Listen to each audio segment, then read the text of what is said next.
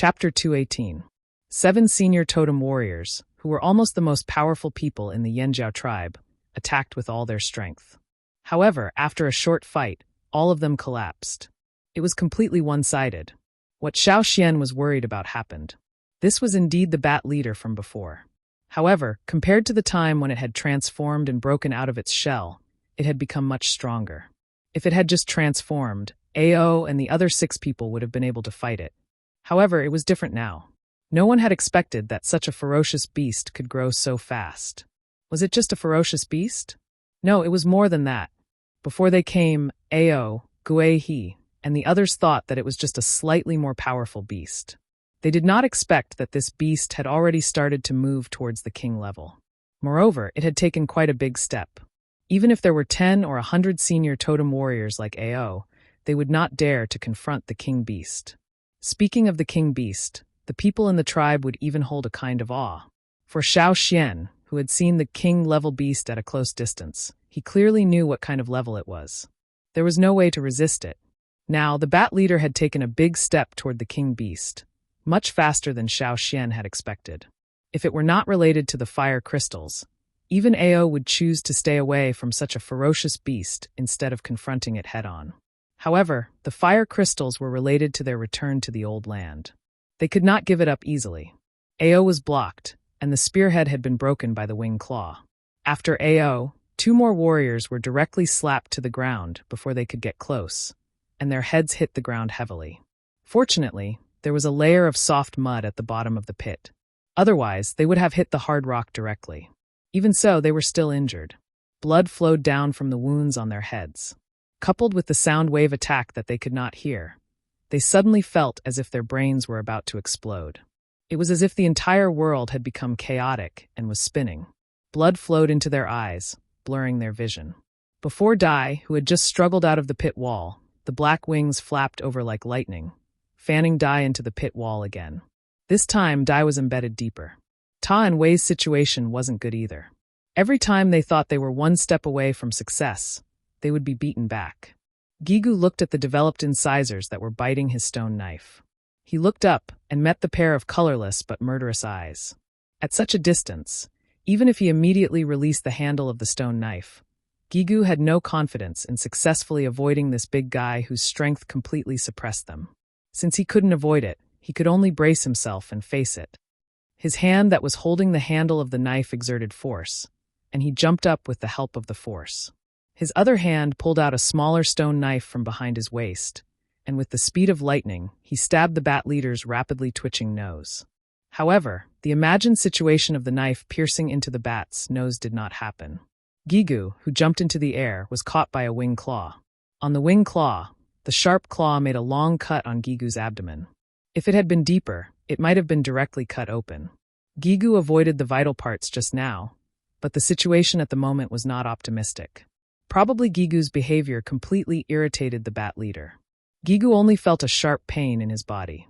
Although he couldn't hear the surrounding sounds, at the moment, he could clearly hear a series of bone-breaking sounds coming from inside his body. The stone knife that was bitten by the bat leader's incisors was directly crushed. As for Gigu, who dared to attack its nose, it didn't intend to let him go. The wing claw firmly grasped the little prey. It intended to use its sharp teeth to suck the little blood of the little prey, and then bite the bones of the prey and chew it. Looking at the teeth in the vampire bat's open mouth, Gigu felt that the blood in his body instantly dropped to the freezing point, and even the pain of the broken bones in his body faded away. Gigu thought that he was going to die, and that he would never be able to lead a team to hunt in the future. When encountering such a level of ferocious beast, no one could escape. However, those knife-like teeth stopped just as they were about to touch him. The surrounding sounds seemed to come back again. The feeling that his head was about to explode gradually disappeared. At this moment, whether it was the people who were preparing to attack, the people who were beaten without any power to fight back, or the people who were almost eaten by the wing claw, they all found the bat leader's strange behavior. Its attention moved away from Gigu, moved a little, and then looked down. At its feet, a man stood. After seeing the man standing at the feet of the bat leader, Ao almost spat out blood. Didn't they throw this guy out? Shouldn't he climb out of the giant pit along the grass vines? Why did he appear here again? The shaman said that even if they couldn't bring back the fire crystals, they must bring Xiao Xian back safely. Safe and sound. But what about the situation now? Xian, get out of the way. Xian. Ao and Ta wanted to take this opportunity to attack and let Xiao Xian escape. Stop! Xiao Xian shouted in a hurry. Seeing Ao and the others stop what they were doing, Xiao Xian looked up at the bat leader who was staring at him. Accompanied by the rhythmic sound of airflow, a black mist was exhaled from its mouth. Its wing claw moved and threw away the little prey that it was holding. It had no interest in that little prey now. If Ao and others could see the invisible energy, they would find that a trace of red energy was released from the fire crystal in Xiao Xian's hand. Part of the released energy was absorbed by Xiao Xian, and the other part floated into the body of the bat leader in front of him. Seeing that the bat leader was staring at him and no longer paying attention to others, Xiao Xian said, "Chief, you go up first." "Impossible. Xian, leave quickly." "Chief, before we came, the shaman said," Xiao Xian said. The shaman said that if there was a special situation, Xiao Xian should be the first and listen to Xiao Xian. Even if the chief joined them now, at this time, they had to think about the shaman's words. Looking at Xiao Xian standing there and the bat leader, Ao didn't know what to do. What the hell was going on? For a time, everyone stood there and no longer attacked the bat leader, but they also maintained a high degree of vigilance. As long as it moved, they would attack again. Even if such an attack might not cause much harm to it, it could still divert its attention and delay time. Patter. The bat leader's wings moved. Ao and the others immediately tensed up and looked over there, only to find that the bat leader just retracted its wings, folded them, and continued to stand there. It meant that it didn't intend to attack for the time being. Xiao Xian was relieved. Sure enough, he made the right bet. Just like last time, the bat leader was very interested in the energy of the fire crystal, which was one of the reasons why he was willing to take the risk. But just now, he couldn't tell others at all, and the battle began. If the bat leader could be quiet, everything would be easy. Time passed little by little. The bat leader didn't move, and Ao and others didn't leave. After checking everyone's injuries, Ao asked Ta and Wei to take Gigu, who was the most seriously injured, and another person out of the giant pit. He would continue to watch here. Chapter 219. Outside the giant pit, Kiki and the others were guarding outside. Caesar wanted to go up the mountain several times, but he was stopped. He could only walk around anxiously. They didn't hear any sound, but they could feel a little vibration, which was very strange. Several people also wanted to go down to see the situation, but before that, the leader had ordered them to wait for the whistle. They didn't hear the leader's whistle until now, so they couldn't act rashly. The sun had already set. What should we do? Kiki looked at Tua. Tua shook his head. As time went by, everyone became more and more uneasy. Hey, someone is coming up. The person guarding the edge of the giant pit shouted. It's team leader Ta. And Wei. The people who had been waiting outside the giant pit immediately went over. Ta and Wei found a place to put the two seriously injured people down the mountain and let them drink some medicine. They also needed a place without miasma to have a good rest, which would help them recover. Wei, you stay here first. I'll go down and have a look. After a pause, Ta said to the others, step back, don't get too close to the pit, and don't go down. After a short fight, Ta also knew the gap between them and the bat leader. That was not an ordinary ferocious beast. Even if the two advance groups all fought together, they might not be able to hurt the bat leader much. Instead, they might all be killed. In the giant pit, Xiao Xian was still urging the power in his body to release the energy of the fire crystal in his hand. Fortunately, Xiao Xian had been absorbing the energy of the fire crystal, so he was not too tired. However, there was a limit to everyone's absorption of the fire crystal. Just like the warriors who went to the fire pit to absorb the energy of the fire crystal, there was a limit to their improvement. It was impossible for a newly awakened junior totem warrior to reach the senior level. If they overestimated themselves and were too greedy, they might explode and die because they couldn't control the totem power in their body. Therefore, after feeling the limit, Xiao Xian stopped absorbing. It would not be too late to absorb when he was tired. However, the big guy in front of him was still absorbing the red energy lines released from the fire crystal. If Ao could see those energy lines, he would be shocked. A ferocious beast could actually absorb the energy of the fire crystal. It's just that they never knew. The light from above was getting dimmer and dimmer. The thick miasma had already blocked most of the light, and now it was even dimmer. Ao did not know what would happen if he waited any longer. They did not like the dark night, which made them feel even more uneasy. Looking at the man and the bat who were still standing there, Ao cautiously moved towards Xiaoxian. When Ao was only 2 steps away from Xiaoxian, the bat leader suddenly looked at Ao. One of its wings moved, but it did not open. It was more like a warning. A drop of cold sweat slid down from Ao's forehead. He even breathed carefully. He could feel the warm black mist coming out of the bat's mouth and nostrils. Xiaoxian gestured to Ao with his other hand, which was facing away from the bat, to tell Ao not to worry and not to come closer. Looking at the bat leader's wing claw, Ao decided to retreat first. Otherwise, if he angered the bat leader, Xiaoxian, him, and the other people around would not be able to escape. When he was about to retreat, Ao could not help but glance at Xiaoxian's arm, which was reaching out to the bat leader. He wanted to see what Xiaoxian was holding in his hand. The light was very dim. Because Ao was closer and had good eyesight, even if he could not see the color of the thing in Xiaoxian's hand, he could roughly judge what it was. Fire crystal. When he took a closer look, he found that the color of the fire crystal had become much lighter. The color of the fire crystal would only become lighter in one case. Ao had seen the fire crystal become lighter in the fire pit many times. But now, it was the first time in his life that he saw the color of the fire crystal become lighter outside the fire pit. What did Xian do? He could release the energy of the fire crystal. No wonder the shaman had such an attitude towards Xiaoxian. Ao suppressed the shock in his heart. After thinking for a while, he stared at the bat leader and stepped back. After taking 2 steps back, he stepped on something. Ao used his toes to push the layer of soft soil above the ground and saw a piece of fire crystal about the same size as the one he had just picked up. The previous one, because of the sudden appearance of the bat leader, had fallen, and he did not know where it had fallen. He did not expect to pick up another one now. Ao used his toes to pick up the fire crystal, and the crystal on the ground was lifted up. When he was about to pick up the fire crystal with his hand, Ao suddenly felt a strong evil spirit coming towards him. A black shadow broke through the poisonous miasma and quietly came to him. If it were not for Ao's rich experience and intuition, he would not even know how he died. After the previous fight, Ao did not dare to take it directly. He instantly exerted strength under his feet, and the soft soil was shaken up. Ao used the strength under his feet to dodge the attack, which was like a huge blade. He barely avoided the attack, but before Ao landed on the ground, the sharp wing claws had come from above and almost nailed Ao there in the next moment. Fast! Too fast! Ao's usual spear had been destroyed. At this moment, he could only pull out a stone knife and raise it to block the claw. He knew that this bat leader could easily destroy his long spear and Gui's saber. He might not be able to withstand the next blow, but he had to do it even if he couldn't. Ao also knew that the moment his feet touched the ground, the wing claws would be nailed directly on the knife, even over the stone knife, and nailed on him. But there was no way to retreat.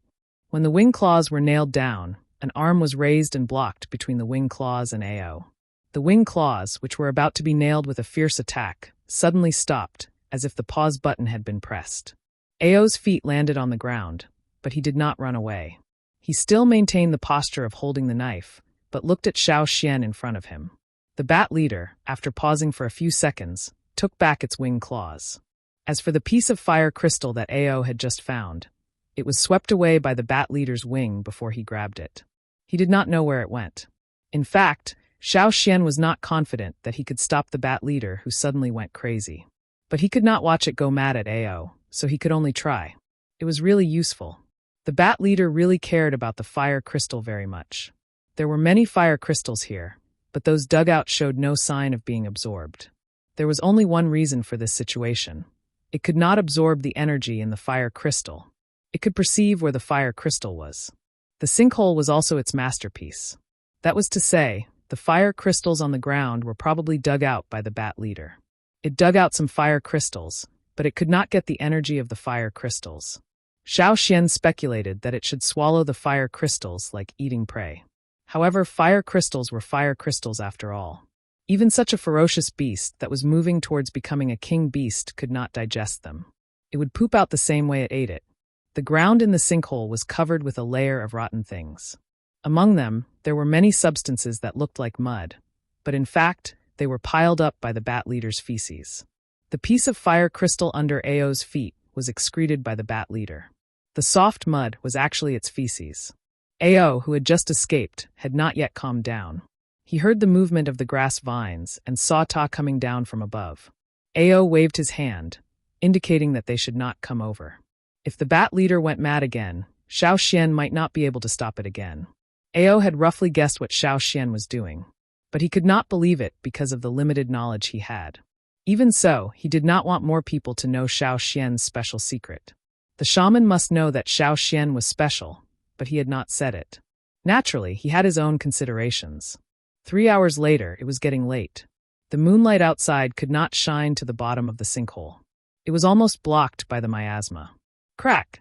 A slight sound came from Xiao Xian's hand. The fire crystal, which could not be cut by a sharp blade made of high-quality stone, cracked.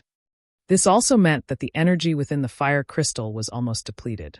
Xiao Xian turned his wrist and let the fragment in his hand fall to the ground. He told the bat leader in front of him that this one had been absorbed. At the same time, Xiao Xian thought in his heart, "Please don't find another one from the feces. Let me continue." The bat leader used its wings to push the fragments of the fire crystal on the ground, which had become inconspicuous.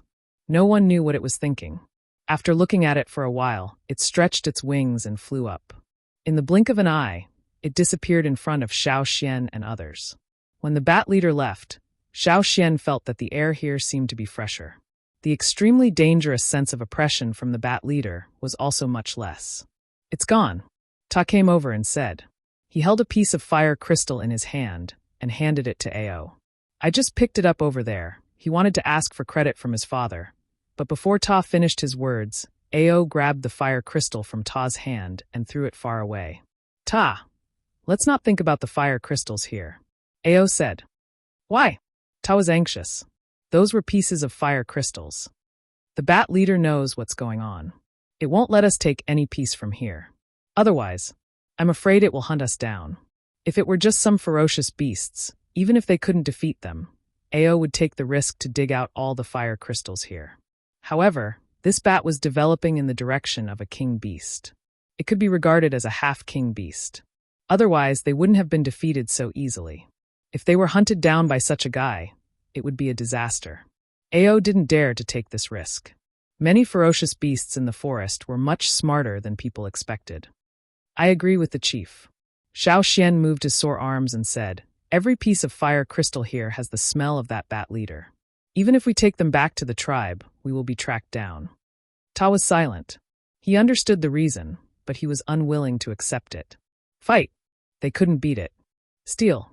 They couldn't steal. So many fire crystals were almost at their fingertips, but they couldn't take them. Aggrieved. Chapter 220. Whether it was Ta, the team leader of the hunting team, or Ao, the chief of the tribe, they both knew how precious the fire crystals were. That was why they felt so conflicted. Their faces were twisted, and they resisted the temptation of the fire crystals. Ao suppressed all the emotions in his heart and said, "Let's go up first." Since the chief had spoken, the others had to do it even if they were unwilling. When they came out of the giant pit, the 2 moons in the night sky cast light on them, so that they could see the surrounding situation. Although the moonlight allowed them to see the objects around them, they were still used to lighting their torches. "The chief is out. Team leader Ta is out too. Xian, are you all right?" Those who were guarding outside the giant pit swarmed up. Among the 8 people who entered the giant pit, 7 were senior totem warriors, and 1 was a middle-level totem warrior. The first 7 were all injured, but the latter was the only one who was not injured. Some people attributed it to the protection of the 7 senior totem warriors, while others were confused. How could the 7 of them protect others when they were injured like this? Even if they were confused, they did not dare to ask when they saw the chief and team leaders' faces. "It seems that things are not going well," Kiki whispered to Tua. 8 people went down, 7 were injured, and none of them brought out a piece of fire crystal. Everyone knew that things were not going well. There were many people who came this time, and they gathered around the giant pit. Fortunately, there was poisonous miasma everywhere, so other creatures did not dare to come here. Except for the vampire bats, no other creatures would appear. Therefore, from dusk to now, no dangerous ferocious beasts had come. The most dangerous one was not in the pit now. It's already night. Shall we find a cave to rest? But the mountain is full of poisonous miasma. We have to go down the mountain. Ta was talking when he found that Xiao Xian suddenly stopped and stood there. No one knew what he was thinking. Xian. Xiao Xian raised his head and saw that the people around were looking at him with doubts. He shook his head to show that he was fine, but he just thought of something. What did you think of? Ao asked. Xiao Xian looked at the foot of the mountain and then looked at the sinkhole at the top of the mountain. He said, I was thinking, if we can't dig from the sinkhole, can we start digging from the foot of the mountain? What do you mean? Tower was confused at first, but then his eyes lit up. Dig a hole. Just like the wild beasts in the forest who were good at digging holes, they could dig a long way from one place. Even if they couldn't dig at the top of the mountain, they could still dig a hole at the bottom of the mountain. If this was really a fire crystal mine, there must be some fire crystals that had not been dug out by the bat leader. That's right. We can dig holes. The leaders and team leaders, who had not wanted to give up until now, felt that this idea was feasible. Ao led his men down the mountain and found a suitable place. Let's start digging from here. This place was not covered by the poisonous miasma, so it was not within the range that the bat leader would pay attention to. They could dig without worry. Divide into 2 groups. Ta and Gigu, you lead your own team and take turns to dig and rest. Ao assigned the tasks. Yes. With hope, Ta and Gigu calmed down. Now they were full of energy and didn't care about their injuries. They just wanted to dig a hole that extended to the foot of the mountain and the sinkhole as soon as possible. Let Caesar help. He is good at digging holes. Xiao Xian said. Caesar's strength and claws were superior. Soon, he dug a vertical pit at the place chosen by Ao. Then, he dug from the pit toward the direction of the sinkhole. While Caesar was digging in that direction, the others were also tamping down the sides of the pit that they had dug in the beginning and building steps. The stone and soil that Caesar dug out also needed to be transported out. Xian, you take a rest first. They are enough here. Ao said to Xiao Xian. Although Xiao Xian was the only one among the 8 people who didn't seem to have any trauma, Ao felt that Xiao Xian might consume more energy than them. It also took a lot of physical strength to draw out the energy in the fire crystal. Looking at the progress of Caesar, Xiao Xian didn't refuse. Well, I will take a nap. Call me if you need me. Well, don't worry. Go to sleep. The bat leader should be looking for food. It won't come back for a while. We are not in its territory now, so it should be okay. Ao said. Xiao Xian really felt sleepy. He went to the side, leaned against the wall of the pit, and closed his eyes. He planned to rest for a while, but when he opened his eyes again, the sky was already bright. He didn't know if it was because he had consumed too much energy yesterday. This night, Xiao Xian slept very soundly. All the movements around him seemed to be isolated. This sleep also made all the fatigue and muscle pain disappear. He felt very comfortable all over. Yang Guang's light shone into his pupils through the slits of his eyes. Xiao Xian couldn't help but squint. He planned to rest for a while and then open his eyes again. But the next moment, he felt that something was wrong. It was strangely quiet around him. There was no sound of digging, no discussion, no sound of walking. Crackle! The sound of the firewood burning in the bonfire was very clear in the forest this morning. The surrounding area was filled with the smell of burnt meat. But it was not that there was no one here. Everyone was here, including Caesar and Cha-Cha. No one was missing. Xiao Xian could feel it. But none of them made a sound. But from their breathing, he could hear that their hearts were not calm. They were even extremely nervous. The frequency of their breathing seemed to be deliberate. It was not casual, and they didn't dare to be casual. It was as if they were facing a great enemy. As if they were facing a great enemy. Xiao Xian didn't care whether it was dazzling or not. He opened his eyes. Sensing something, Zhang Xian turned his head around, and the first thing he saw was a bizarrely large nose. Xiao Xian. Damn you. Xiao Xian suddenly woke up. The bat leader was silently hanging upside down on the wall of the pit that had just been dug. It hung there steadily as if it was weightless. The bat's head was right next to Xiao Xian. Around them, Cha-Cha, who was standing on the edge of the pit, felt the hair on his neck stand up. Caesar wasn't much better. He bared his teeth and his whole body was tense. He looked like he was going to pounce over in the next moment. The people who were digging the hole, barbecuing the meat, and drinking water all stopped what they were doing. The people who were barbecuing the meat had already thrown away the meat skewers on the wooden sticks. They didn't even care that the meat was burnt. The people who were drinking water had already thrown the kettle aside, letting the clear water flow out of the kettle. Everyone was holding stone picks, knives, axes, and so on in their hands, nervously looking at the creature that had appeared here without any warning. The reason why they hadn't taken any action was that their leader, Ao, had signaled them not to act rashly. Only God knew how Ao's heart had trembled when he found that the bat leader had appeared here. He just drank some water. When he turned his head, he found that the bat leader had appeared there silently. He was so scared that he threw away the kettle. Ta gigu daiwei. Every one of them who had been beaten by the bat leader didn't react better than Ao when they saw this scene. Their hair almost stood up together with the hair on their backs. At this moment, everyone's expression was almost frozen. The slightly twitching muscles on their faces and the sweat coming out from their foreheads and arms all showed their nervousness. The situation was so tense that it was on the verge of breaking out. Chapter 221. Xiao Xian stared at the bat leader hanging upside down next to him. After a few seconds of silence, he stood up. With Xiao Xian's movement, the stagnant atmosphere became more tense. The surrounding air seemed to be frozen, making it difficult to breathe. Everyone was worried that the bat leader hanging upside down there would suddenly launch an attack. It was not the ferocious beasts that they had hunted before. On the contrary, in front of it, everyone was prey.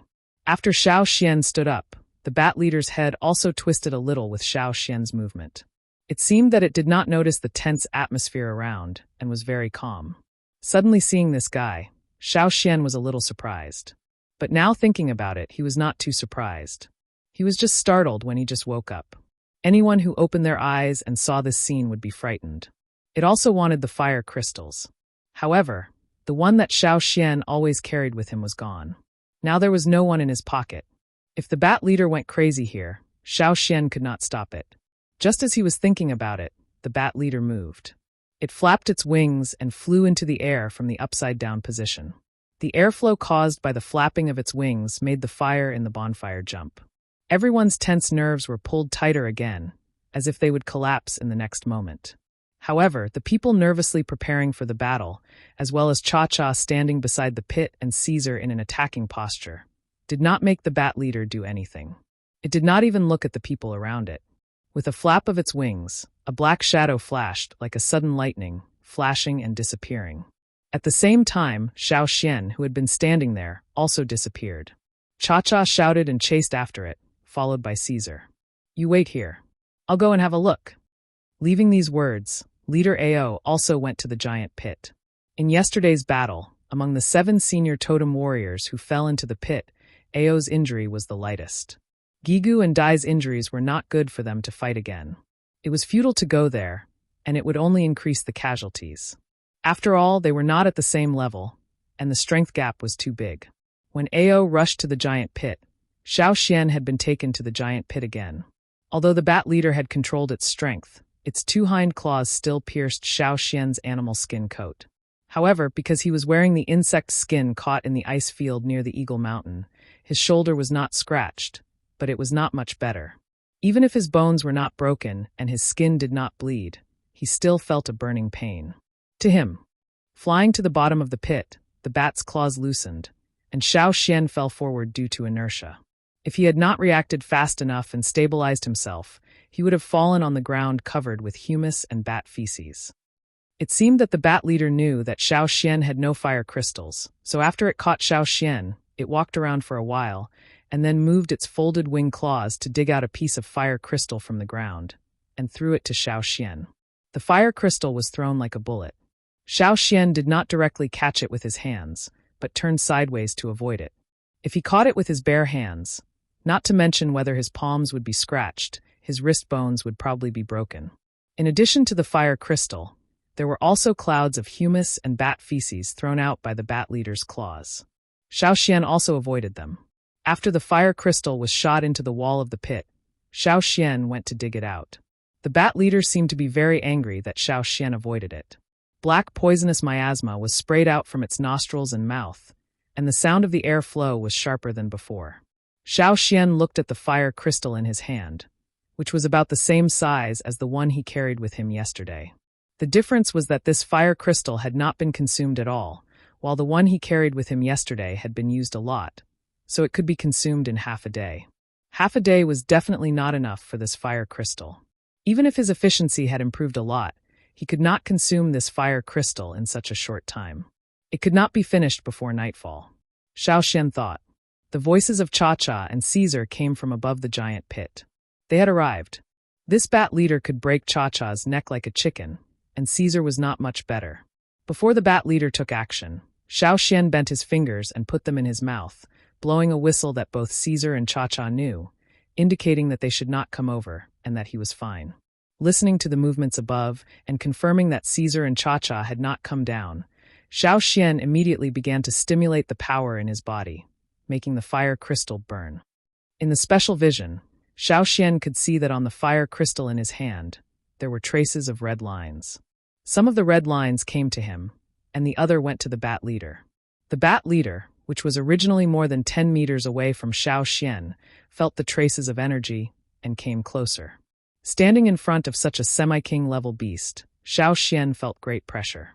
Looking around at the bottom of the giant pit, there was still some chaos, and all kinds of dirt could be seen everywhere. The only difference was that there was an extra body of a woolly mammoth. This should be the food brought back by the bat leader last night. It was hard to imagine how it transported the mammoth, which was several times larger than itself here. In his impression, the mammoth's majestic and mighty body was now shriveled. It was casually thrown there, and the protruding bones were very obvious. In comparison, the two large tusks that curved forward in a spiral shape were more attractive. However, the bat leader was not interested in these tusks, bones, and so on. All the corpses were just dried up, and the bones and teeth were still there. When Ao arrived at the giant pit, Cha-Cha and Caesar were wandering around the giant pit and did not go down. He slid to the bottom of the giant pit along the place where he put down the grass vines yesterday and saw the same situation as yesterday. Knowing that Xiao Xian was not hurt, Ao Xian was relieved. He felt a little helpless. After such a scare early in the morning, he still hadn't recovered from the shock. Xiao Xian also saw Ao at the bottom of the pit and made a gesture, indicating that he was fine. Since Xiao Xian could perceive Ao's movement, the bat leader could naturally. However, it did not care at all and did not take Ao seriously. At the moment, it was just concentrating on absorbing the energy from the fire crystal. But if Ao took away a piece of fire crystal here, it would not be so calm and would kill directly. Ao would not take the fire crystal. After making sure that Xiao Xian was okay, he stayed aside and watched, in case of any accident. After a while, Ta also came down, because he saw that Caesar, Cha-Cha, and Ao did not go back, so he came to inquire. You go back first, let the others continue, and I will keep an eye here. Ao lowered his voice and said to Ta. He looked at Xiao Xian, then at his own father. Ta nodded and passed Ao a spear. You be careful too. As Xiao Xian expected, from morning until night, the fire crystal in his hand cracked with a cob sound. Seeing the cracked fire crystal, the bat leader did not stay here any longer. It flapped its wings and flew out of the giant pit to look for food. Xiao Xian breathed a long sigh of relief and quickly left the giant pit with Ao, who was guarding beside him. Xiao Xian was fine, because he had the fire crystal to replenish his physical strength, but Ao could not. Even if he brought the herbs, he was a little dispirited because of the poisonous miasma in the giant pit. He felt better after leaving the giant pit. Xiao Xian did not eat anything since morning, so he was mentally tired and his stomach was empty, which made Xiao Xian look no better than Ao. Back to the place where the hole was dug, Xiao Xian ate several pieces of meat, and then fell asleep tiredly. The next day, as usual. But this time, before Xiao Xian woke up, the bat leader directly grabbed Xiao Xian and took him away. Just like the day before, Ao went over to guard. On the other side, Ta and Gigu led people to hurry up with the work. They thought that they should dig the hole as soon as possible and leave after digging out the fire crystals. On the third day, before the bat leader took Xiao Xian away, someone was too nervous and triggered the traps set around the hole. The traps were originally set to guard against the ferocious beasts that came out to look for food at night, but now it became a thunder drum that shocked everyone. The stone arrowhead was shot in the direction of the bat leader. With a clang, it hit the bat leader's wings, as if it hit hard metal. The stone arrowhead fell to the ground, but the bat's wings were not hurt at all. However, the situation was getting more and more tense.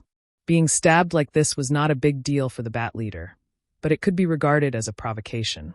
It was a little angry, but it did not directly attack the people around it. Instead, it screamed towards the hole dug by the people, and the result of 2 days' work collapsed. Ao and the 2 team leaders saw the collapsed hole, and their faces turned green. Ao also went over to look around the collapsed hole. It was not convenient to continue digging here, and they had to find another place. How annoying! However, even if they were so angry that they had internal bleeding, they could do nothing about it. They could not beat it, could not scold it, and could not provoke it. They had to endure whatever they did. After all, the bat leader was strong. Fortunately, the bat leader did not intend to attack them directly. If such a ferocious beast at the half-king level went to the tribe, they would not be able to cry even if they wanted to. Fortunately, there were fire seeds in the tribe. Where there were fire seeds, these ferocious beasts would always be afraid of them.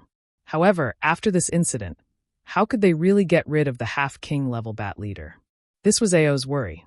Let's do this first. Let's get the fire crystals first. I think that although the bat leader needs the fire crystals, it has a limit like the totem warriors. It will not absorb the fire crystals endlessly, but it has not reached that limit yet. Xiaoxian said, "That's the only way." "Xian, thank you for your hard work," Ao said with guilt. Before he came, he told the shaman that he would protect Xiaoxian, but now? It's okay. Anyway, it didn't hurt me. It just wanted to absorb the fire crystals. Moreover, I think that if we take good care of it, it may be good for us in the future. Xiaoxian said. Ao knew that Xiaoxian was comforting him. He pulled up the corners of his mouth, but he still could not smile. King-level beasts were not like other ferocious beasts. They were arrogant and difficult to get along with. It was impossible for them to be as obedient as the beasts and ferocious beasts raised by the tribe. If they were careless and angered it, the consequences would be unimaginable. For the fire crystals, they had to endure it. Chapter 222. Because of the bat leader's attack, the hole they had dug was ruined, and they had to start from scratch. While they were digging the hole again, Ao sent someone back to the tribe and told the shaman about what had happened here. Ao did not let anyone pass on the details of Xiaoxian, the fire crystal, and the half-king level bat leader. Instead, he peeled off a piece of animal skin and wrote on it. He wrote down what had happened here in detail, tied it with a straw rope, and asked the people of the Hui tribe to bring it to the shaman. He needed to ask the shaman about some things before he could make a decision. Ao was not worried that the people of the Hui tribe would secretly open the animal skin roll and read what was written inside. Without permission, the people of the Hui tribe would not read it at will. Ao still had this confidence and also trusted the people of the Hui tribe. When the warriors of the Hui tribe came back, they also brought the shaman's reply. Ao went to a place where no one was around, opened the animal skin roll, and read the content written by the shaman. He thought that the shaman would write a lot of things, telling them how to deal with the half-king level bat leader. Unexpectedly, after opening the animal skin roll, Ao only saw one sentence, "Ask Xian." If he did not know that the shaman had chosen Guizhe to take over, Ao would have thought that the successor chosen by the shaman was Xiaoxian. Could it be that the shaman wanted Xian to be the next chief? Ao could not help thinking. No, it should not be. With Ao's understanding of the shaman, he knew that if the shaman wanted to cultivate Xiaoxian to be the chief, it would not be like this. Ao shook his head. Since he could not guess the purpose of the shaman, Ao did not think more. At this time, it was better to focus on the things at hand. Days passed, and the hole they dug again had reached the foot of the mountain. It would take them 2 or 3 more days to reach the bottom of the giant pit. At that time, they would know whether there were fire crystals under the giant pit, as Xiaoxian said. During this time, everyone was less afraid of the bat leader because it had not appeared here for several days. Xiaoxian would take the initiative to go to the sinkhole early in the morning and did not need it to come again. 10 days later, Xiaoxian consumed the fire crystals faster and faster. Using his special vision, he could see that the red energy lines coming out of the fire crystals were much denser than before. This also meant that the energy of the fire crystals was coming out faster.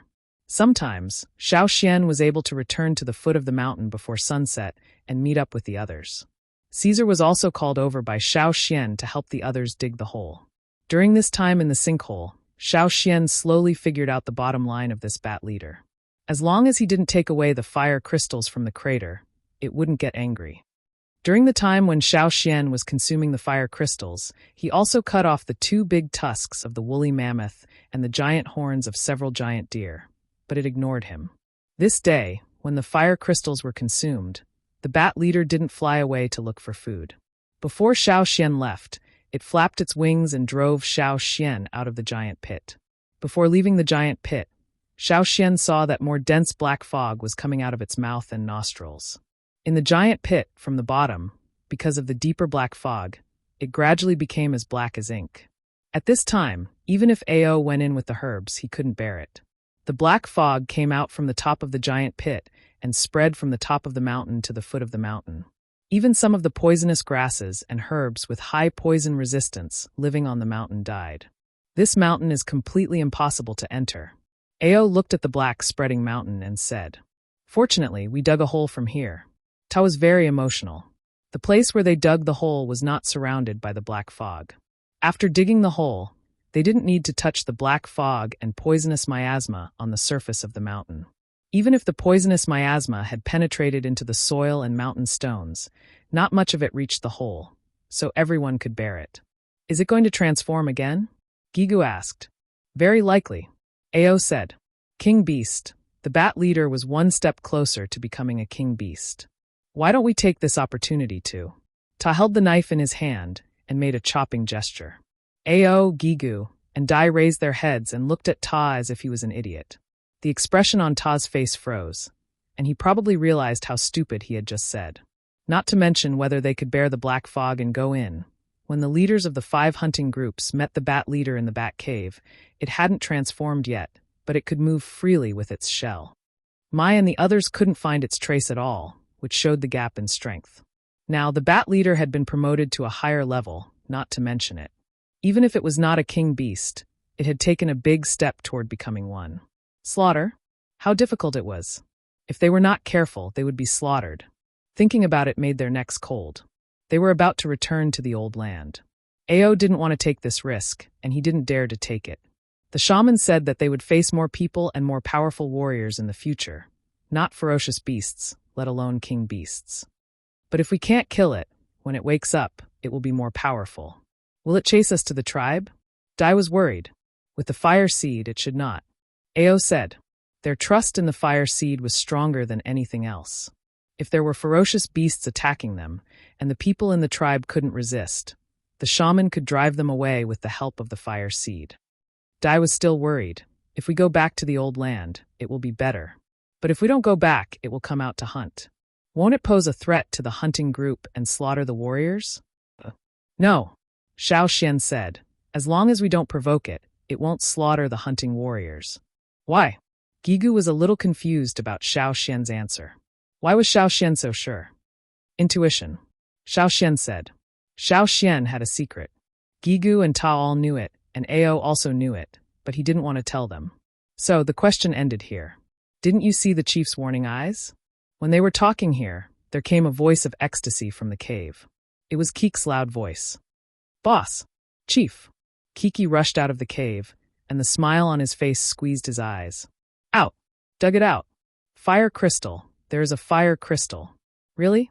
Let me see. Ao couldn't sit still and bounced up from the ground like a spring. Kiki held a small piece of fire crystal in his hand. It was only the size of the fingernail of the little finger, but it was undoubtedly a fire crystal. There were some mud and stone chips on the fire crystal, which meant it had just been dug out. Ao carefully took the small piece of fire crystal, put it in the palm of his hand, and wiped off the dust on the surface. Under Yangguang's hand, the fiery red color seemed to burn everything it touched. It wasn't like the humus and bat feces in the giant pit. This one didn't have the smell of bats, so it was regarded as an ownerless object. Whoever dug it out could have it. Good, good, good. Ao said good 3 times in a row and laughed out loud. Without the interference of the bat leader, and with the fire crystal dug out, the depression during this time was completely gone. Ao laughed so hard that his chest shook. Excited, excited, carefree. Dad, let me see, let me see. It was rare for Ta to call Ao in this way in front of others. Usually, when there were others, he called Ao chief. Ao wanted to show the fairness of a chief. He couldn't get more advantages just because Ta was his son. But now Ta didn't care.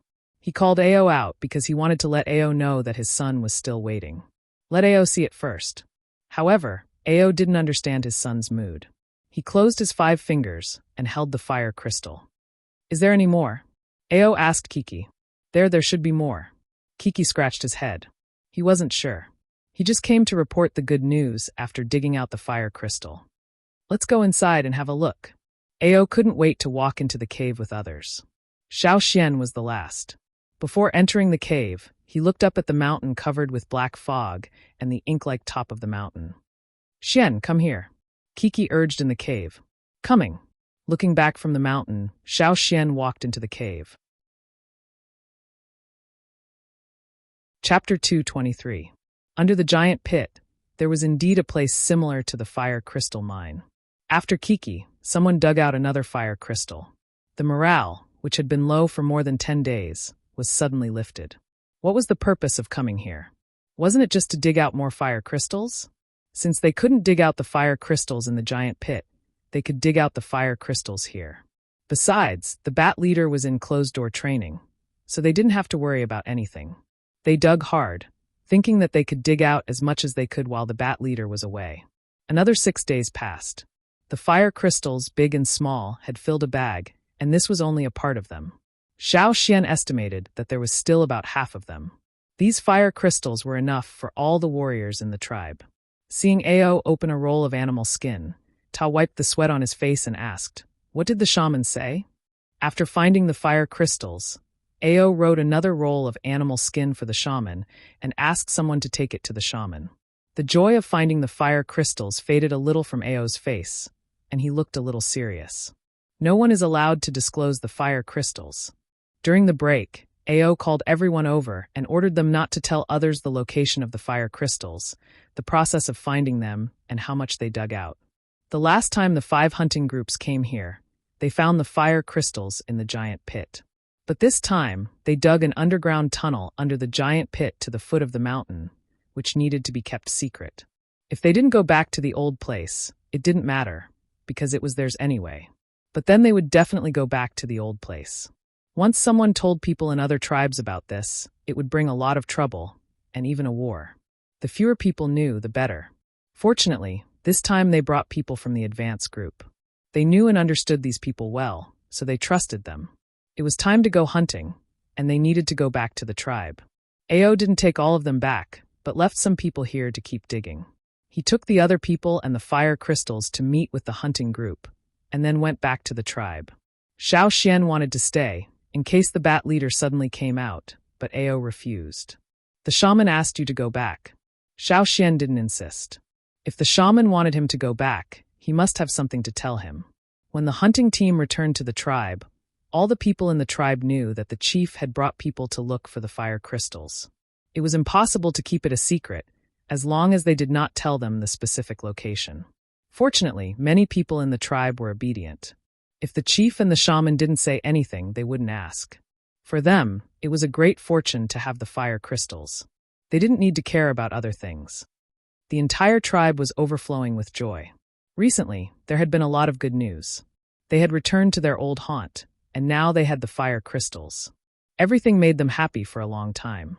At the top of the mountain, inside the shaman's stone house, the chief, the 2 team leaders, and several elders who had more authority in the tribe all gathered here.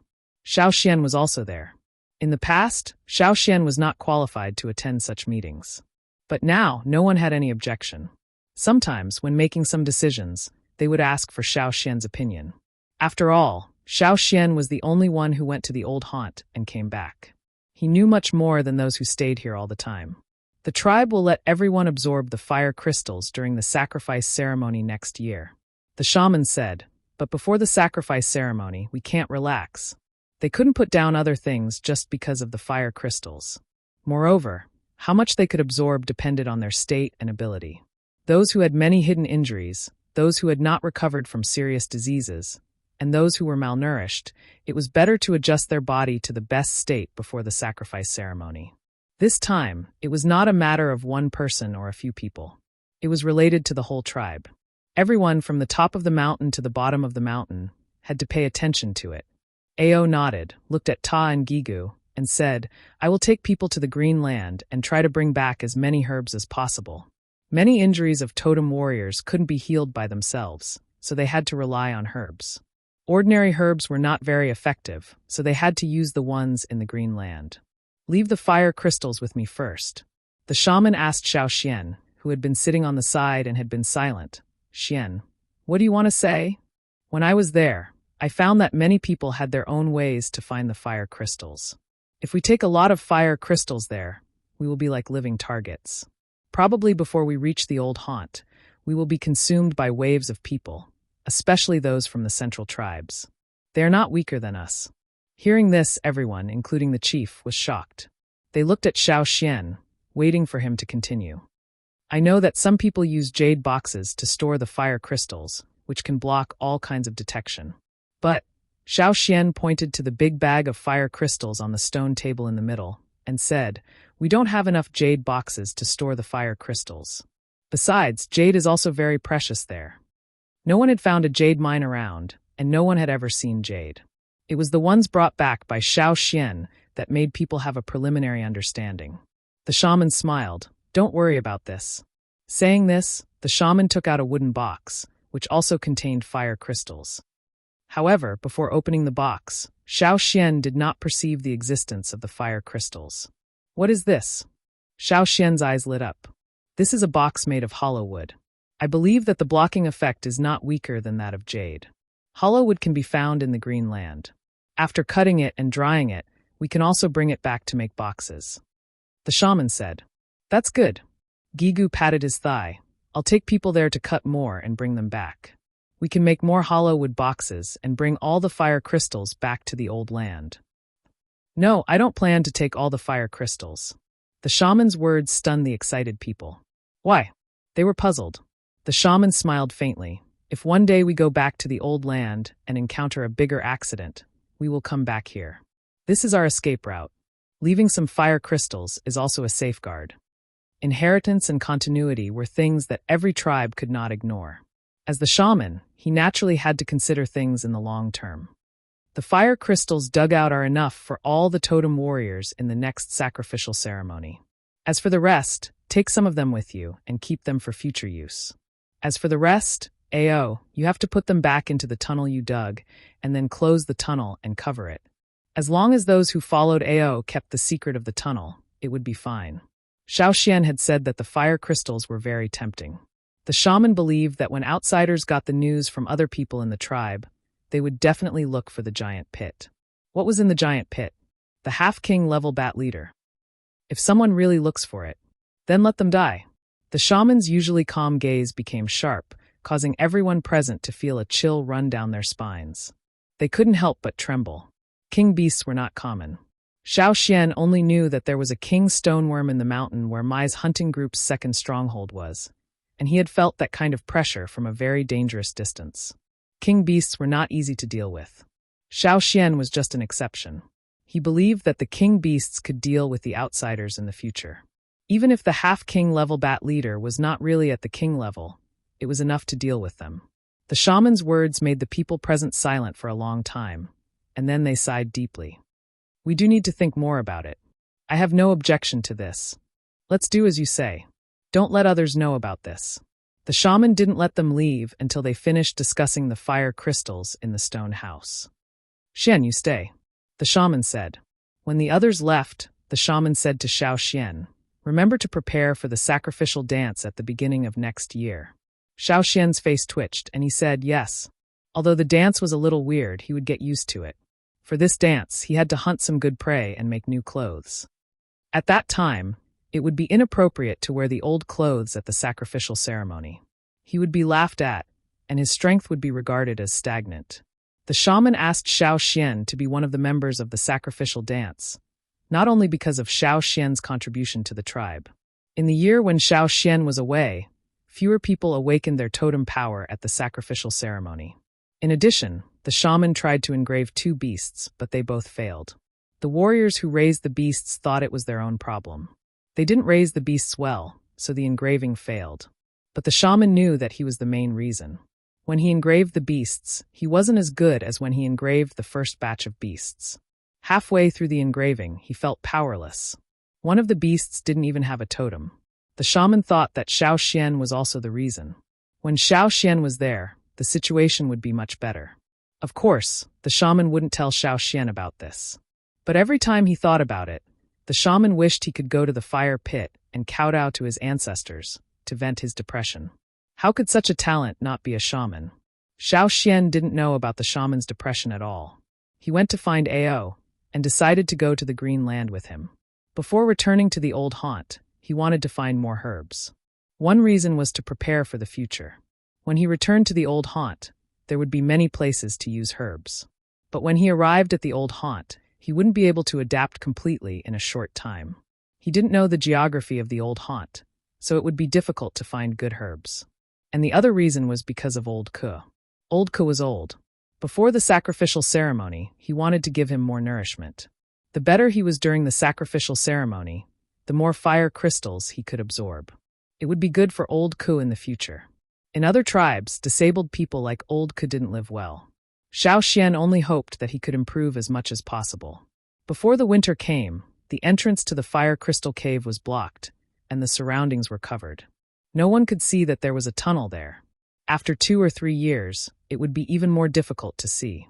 Before the winter, Xiao Xian prepared a lot of food for the children in the cave. In the past 2 years, the kids who came out of the mountain cave would bring something to the kids in the mountain cave before winter every year.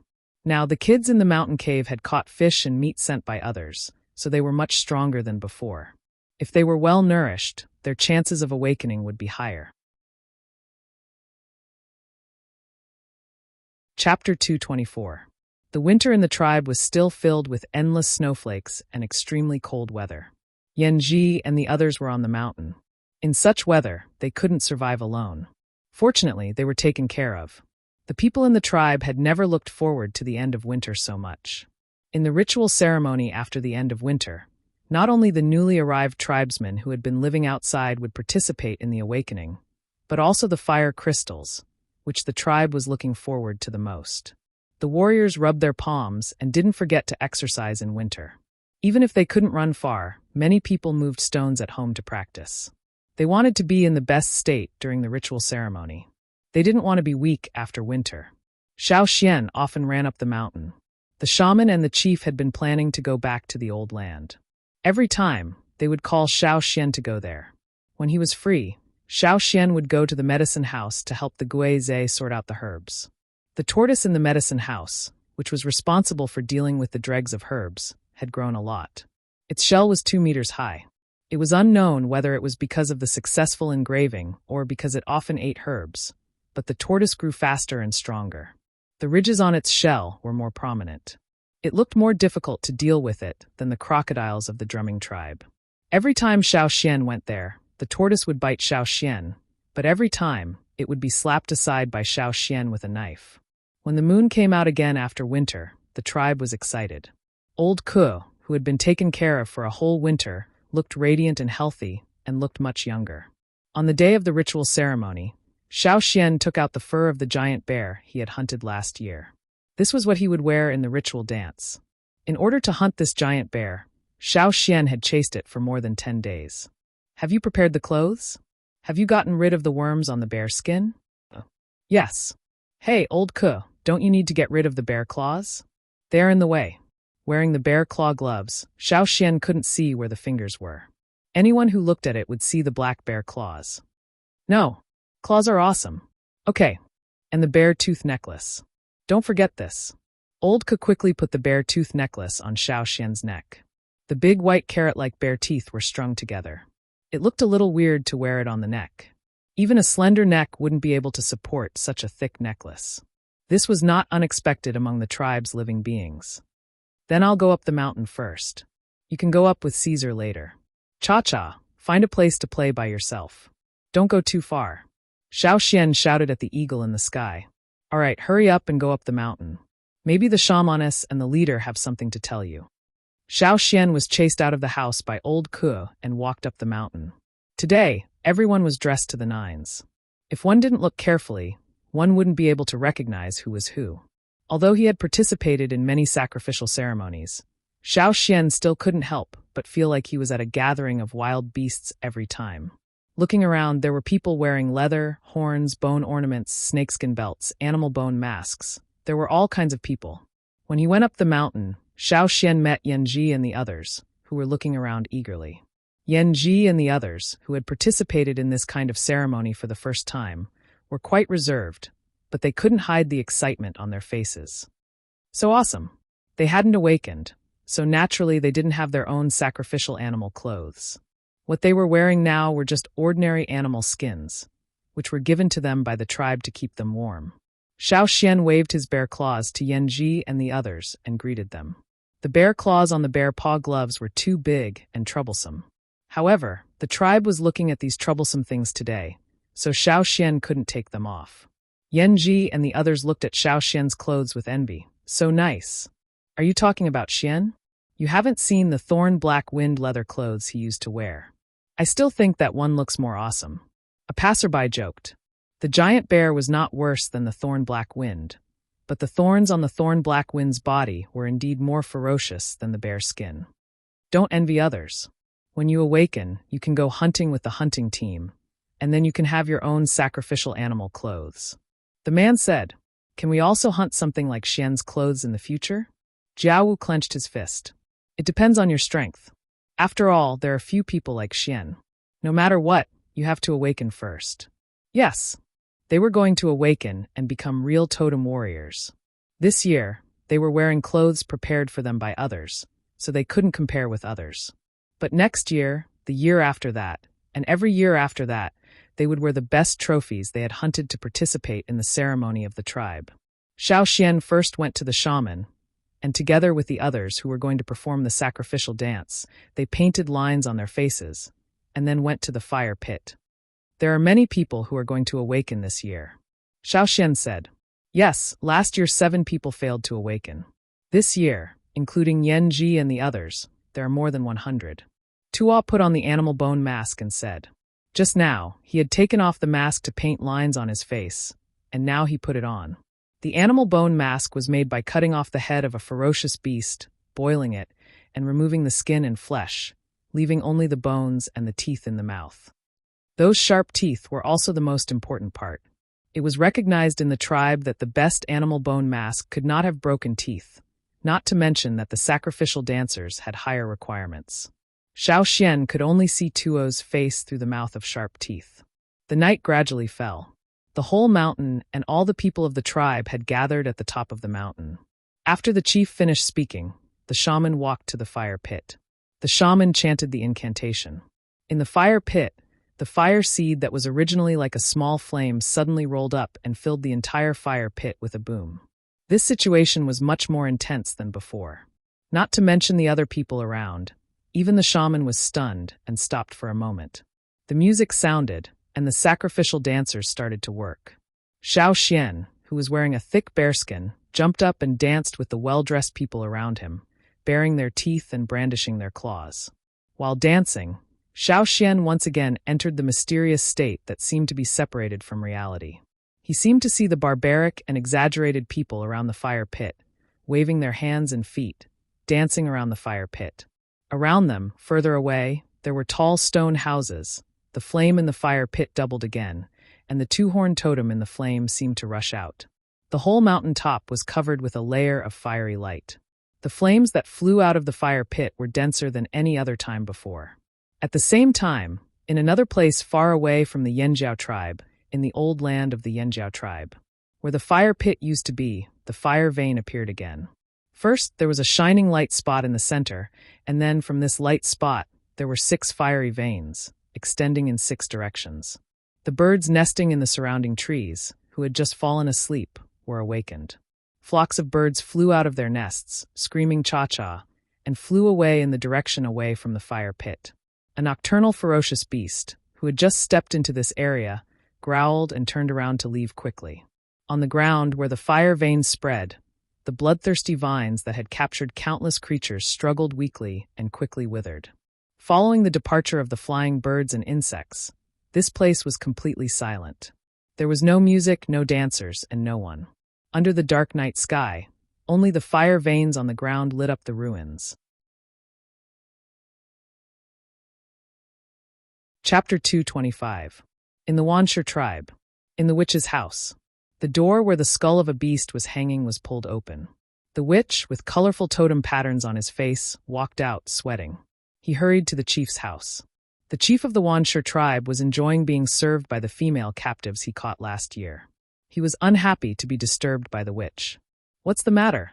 The witch rushed in, panting, and said, "There's a change in the fearsome beast forest." The Wanshur chief suddenly opened his eyes. His eyes became as sharp as a poison knife. "Are you sure?" What happened in the fearsome beast forest last year made the Wanshur chief feel like he had been slapped in the face. It was always their tribe that slaughtered, invaded, bullied, and robbed others.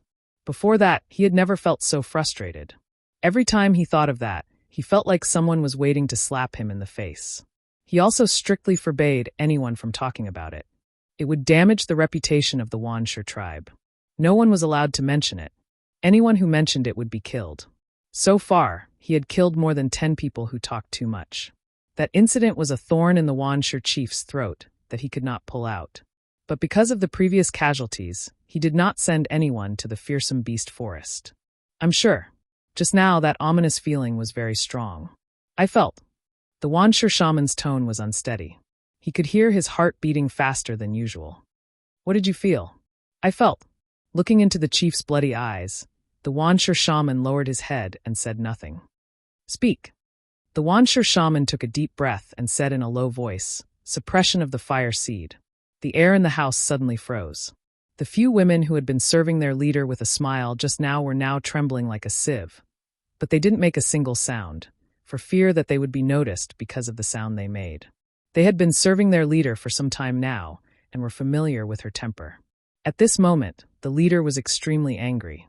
They didn't know that the Wanshur chief was not only angry, but also scared. These two emotions mixed together and made him lose focus for a moment. But then he came back to his senses and smashed the wooden table beside him into pieces. The violent totem power made the evil spirit around him stronger and stronger. His red eyes looked at the women who were huddled around him. The people patrolling near the leader's house suddenly heard screams and screams coming from the leader's house. Soon, the screams stopped abruptly. Bang! The wooden door was kicked open from the inside out and shattered into pieces. A man covered in blood walked out of the house in large strides.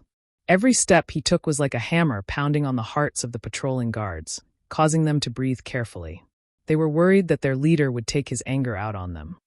Fortunately, the chief of the Wanshur tribe didn't pay attention to them. He strode away, heading for the fire pit. After the Wanshur chief, the Wanshur shaman also came out. His face was expressionless. When he passed by the guards, he paused and said to them, "Clean up the house." "Yes," the patrolman replied. They knew what the shaman meant by things in the house.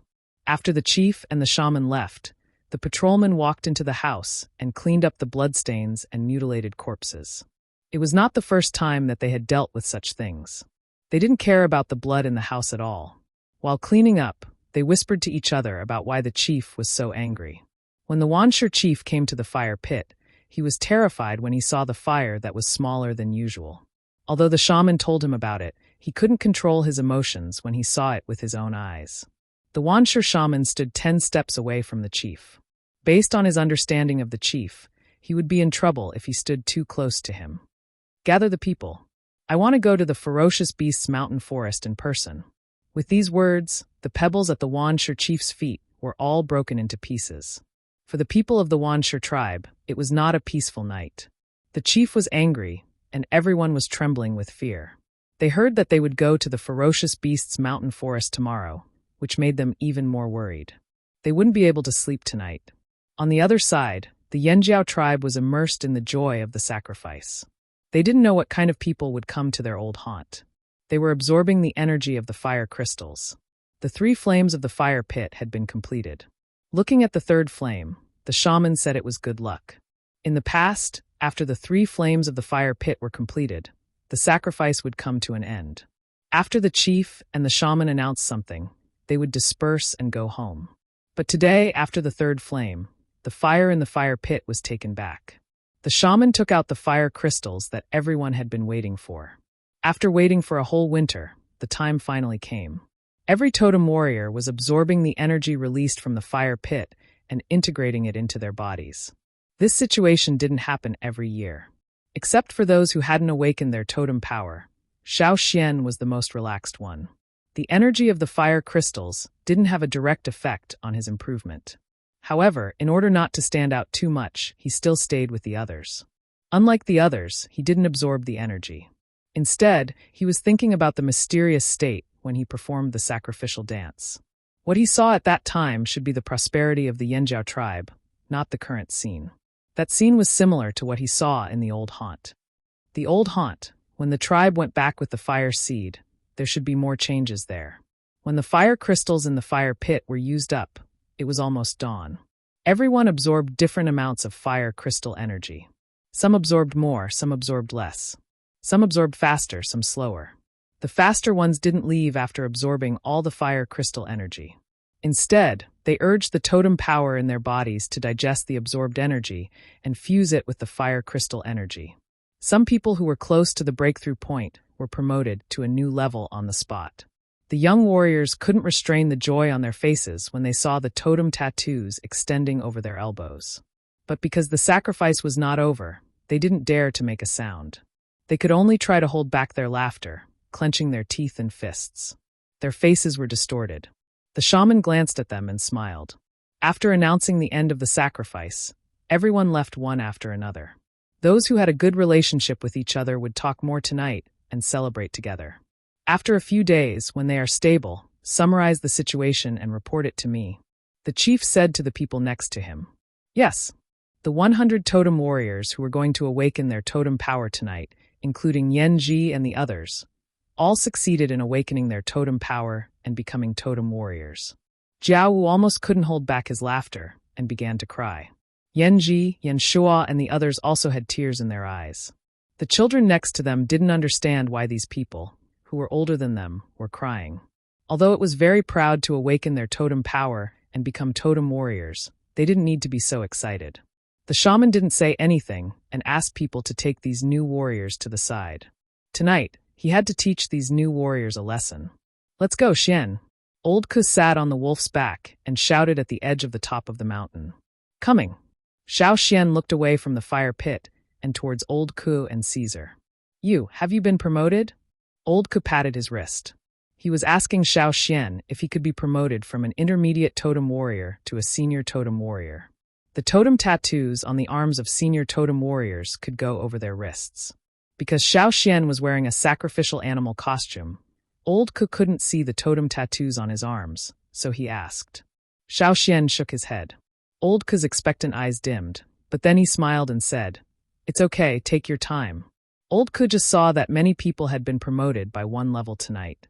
In his opinion, Xiao Xian was a very excellent and talented warrior, so he should be promoted by a lot. But when he saw Xiao Xian shake his head, he was worried that Xiao Xian would think too much and be too depressed, so he put aside his disappointment and comforted Xiao Xian. Xiao Xian smiled and didn't say anything. When they went down the mountain, Xiao Xian was stopped by Lang Jie and the others. Many people in the hunting group had been promoted by a lot, and Mai had directly become a senior totem warrior. Everyone was happy. As the leader of the hunting group, Mai waved his hand and called all the warriors in the hunting group together to celebrate. And Xiao Xian, who was the biggest contributor, naturally couldn't be left out. You go. Old Ke smiled and his eyes narrowed. He patted Xiao Xian's shoulder and then patted Caesar's head. Let's go back first. After a winter's rest and recuperation, plus the fire seed energy and fire crystal energy he absorbed during the ritual ceremony, Old Ke now felt that he had returned to the time when he was young. He was full of strength, and the improvement of his body was very obvious. Although he had lost a leg, he could walk down the mountain easily with a crutch. However, Old Ke didn't walk. He rode on a wolf, and under the disdainful eyes of Gu and other old acquaintances, he slowly went down the mountain while humming the hunting song. Before the first hunting this year, the shaman and the chief got the statistics, and the result made them very happy. Originally, there were only more than 10 senior totem warriors, and 2 of them were old warriors. Compared with the young and middle-aged warriors, their fighting strength was naturally inferior. But this time, there were 20 more young and middle-aged senior totem warriors. According to the report, although many people didn't succeed in the breakthrough, they were close to the turning point. It was believed that they were not far away from the breakthrough. Good. Very good. In order to go back to the old land, the shaman and the chief naturally hoped that there would be more powerful warriors in the tribe. After all, when they went there, they would have to face more challenges from people and ferocious beasts. Only with more powerful strength could they go back and stand firm. How's the ship building? The chief asked the warrior next to him. Still trying. The warrior reported the progress of the ship building to the chief and the shaman. It's too slow, Ao said, because they were looking forward to going back to the old land. Naturally, they were not satisfied with the current progress. It's not urgent, the shaman said. However, even though he said that, his next sentence was to discuss with the leader whether or not they should dig a large pool near the training ground, the kind that didn't have wood-eating insects. It would be good for the shipbuilders to test the ships that they built. After all, it was related to the fate of the entire tribe. Digging a big pool was not a small project. Choosing a place, digging a hole, drawing water, and other processes were not easy. However, Ao agreed without hesitation. Chapter 226. The chief and the shaman said that they were going to dig a big pool. Everyone worked hard to dig. When the hunting warriors went out, some people stayed in the tribe to dig. Some people who had trouble walking also went to help. Many women in the tribe who had not awakened their totem power also went to help. After the first hunt, Xiao Xian returned to the tribe. They had already dug a big pit of more than 400 square meters, and they were still digging. At the foot of the mountain, some children from the cave were helping to boil the gelatin. A 20-meter-long wooden boat was placed there. Yanji and the others were busy filling the seams. This was only the first boat they tested. There were 2 bigger boats next to it, but they were not finished yet. Xiao Xian picked up the tools and went to help. How is it going? Xiao Xian asked. Before the rainy season, these 3 boats will be finished. At that time, we will try these 3 boats. If they were successful, they would try to build bigger boats. As the shaman said, the boats they built were important to the people of the tribe. The quality of the boats had to be good. Otherwise, they would be hit by fish in the river and leak. How was the hunting? Jiao Wu couldn't help but ask. Not bad. Xiao Xian followed the advance group to the green land. This time, they found a kind of curly-tailed herb and hunted a lot of prey on the way. They were satisfied with the harvest. We are going to go hunting too, Jiao Wu said. Yes, but not until next time, Xiao Xian said. Yan Ji and the others were the same as most of the new warriors. They would not follow the first 2 hunts and would go out with the advance group on the 3rd hunt. However, because of their special status, they would definitely send someone to protect them. When we leave, you will take care of this place, Yanji said to Xiao Xian. Don't worry.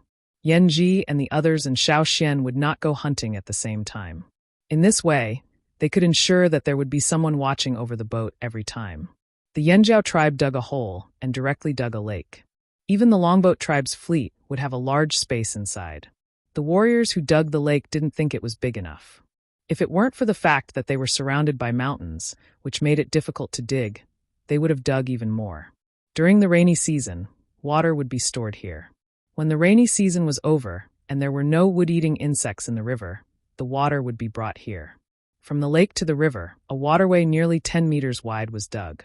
This made it easier for the boats in the lake to travel directly to the river. Under Xiao Xian's suggestion and guidance, a sluice gate was built near the mouth of the river. The sluice gate would be closed except for the period after the end of the rainy season. The lake and waterway have been dug. We're just waiting for the rainy season to come. During the rainy season, the lake would be filled with water from the river. Unfortunately, we can't go back this year. Lang Jie looked at the dug lake and waterway and said, if it weren't for the insects in the river, we wouldn't have to spend so much effort to dig the lake. We could just put the boat in the river and try it. There's no other way. Let's wait until next year. It should be possible next year. While the people of the Yanjiao tribe were busy, on the other side of the river, in the old place of the Yanjiao tribe, in the ferocious beasts mountain forest, the chief of the Wanshe tribe led a large number of people there. This time, he brought nearly 1/3 of all the warriors of the tribe. Because of various ferocious beasts and dangerous plants in the mountain forest, many of them died. But in the end, they found the old place of the Yanjiao tribe. Scraping the moss and vines on the stone with a knife, the chief of the Wanshi tribe, Bian, with blood stains on his body, looked at the words carved on the stone and read softly, Yanjiao? Then he snorted and said disdainfully to the shaman who came over, "Is this your concern? This tribe that has long been extinct?" The Wanshi shaman didn't speak. Bian's smiling face became ferocious. He punched the big stone with the words carved on it. Bang! A fist-sized hole appeared on the hard stone. The stone, which had been firmly standing on the ground, was knocked down by this force and rolled away. He didn't look at the stone that had rolled away and continued to lead the group forward. Not long after, they arrived at the ruins. From a long time ago, the Wanshi tribe knew that there used to be a tribe here. But that tribe disappeared, leaving only ruins. Later, the chiefs who took over didn't care about the ruins in the mountain forest anymore. Because the mountain forest was expanding day by day, the ruins became more and more dangerous, so they rarely went inside.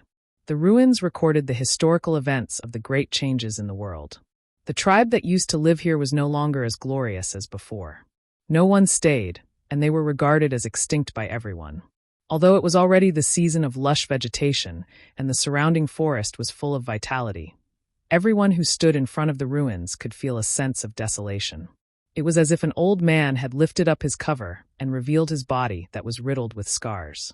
Glory and shame were things that happened thousands of years ago. Except for the people of the Yanjiao tribe, others didn't have such deep feelings. Just like the people of the Wanshi tribe standing here. Except for a little inexplicable emotion when they saw the ruins for the first time, they only thought about whether there were any precious things left here. Bian, the chief of the Wanshi tribe, looked at the obvious 6 marks on the ground and narrowed his eyes dangerously. Are these the marks of sacrifice?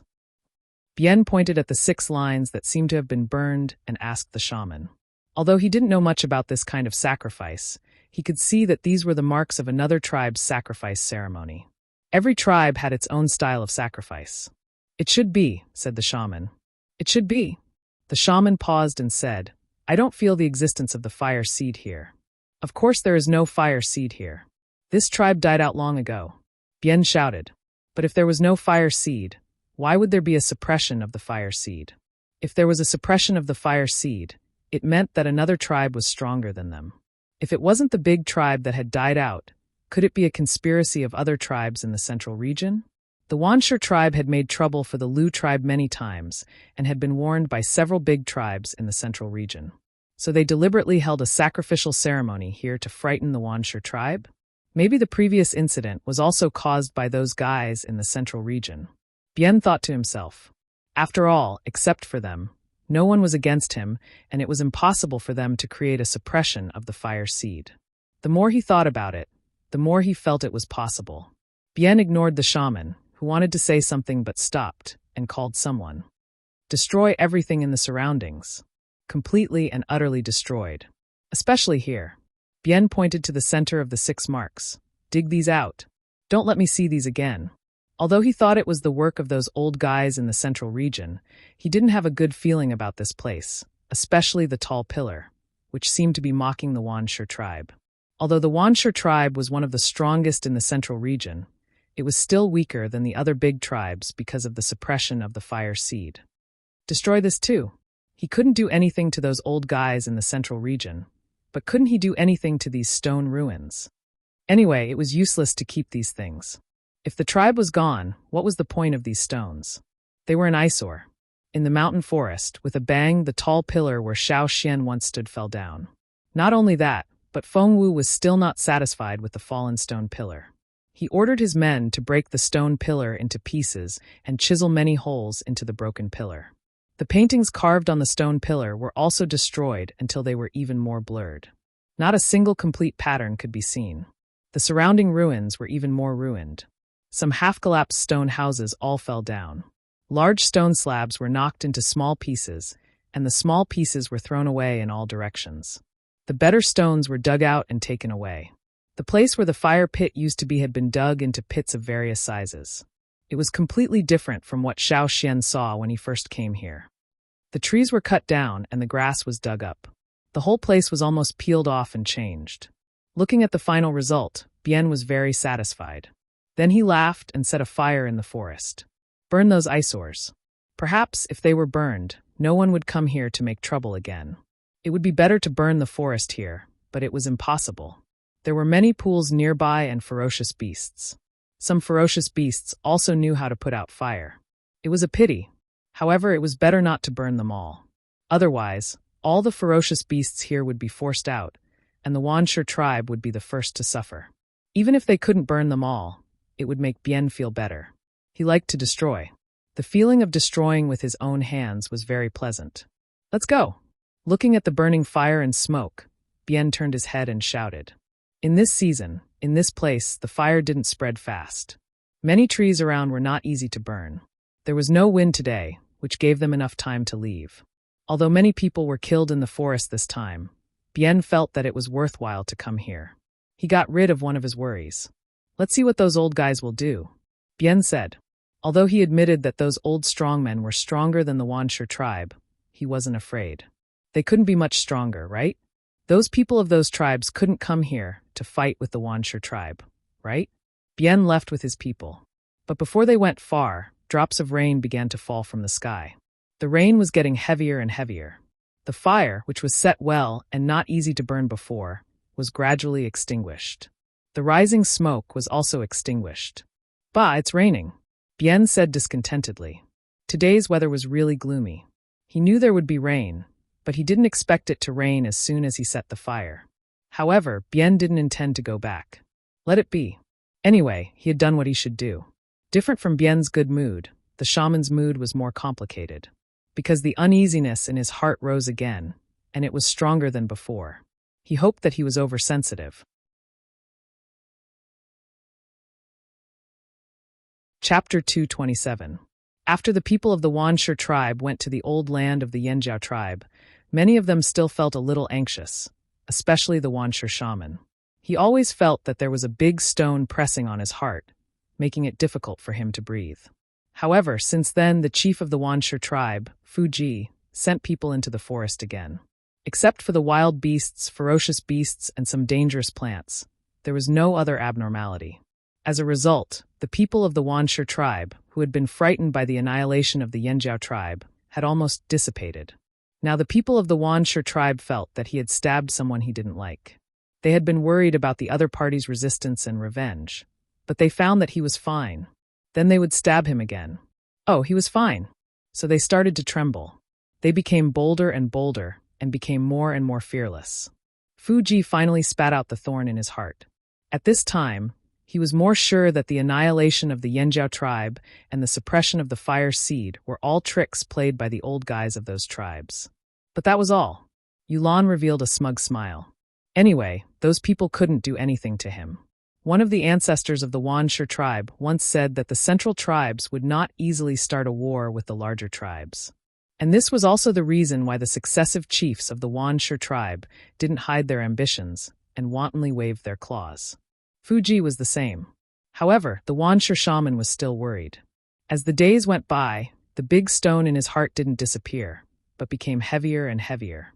Fuji didn't hide his claws, but the Wanshur shaman was afraid that one day, when the Wanshur tribe unscrupulously stretched out his claws, his arms and legs would be chopped off. No matter what the people of the Wanshur tribe were doing on the other side of the river, the Yanjiao tribe was busy with shipbuilding and training. Since the artificial lake was filled with river water in the rainy season, shipbuilding and training had been accelerated. Except for Xiao Xian and Yan Ji, no one in the Yanjiao tribe had ever ridden a boat since they were born. They needed corresponding training. When the sails didn't work, they needed manpower to paddle and command. They also needed to adapt to the life on the boat. The hunting warriors' time outside had been reduced by half, and the number of hunting routes had also been reduced. Now, for the Yanjiao tribe, they only needed to ensure the basic amount of food. They didn't care too much about quality. Some wild beasts and ferocious beasts that they didn't care about before were now included in the hunting range. They weren't the only ones in the tribe who needed food. The shaman said that now the Yanjiao tribe was a whole, and no one could give up. A year passed. In the artificial lake of the Yanjiao tribe, there were already more than 20 boats. Each boat was more than 30 meters long. Except for the first 3 boats, which had only 1 deck, the others had 2 to 3 decks. After more than a year of continuous trial and error, the boats now were much better than before.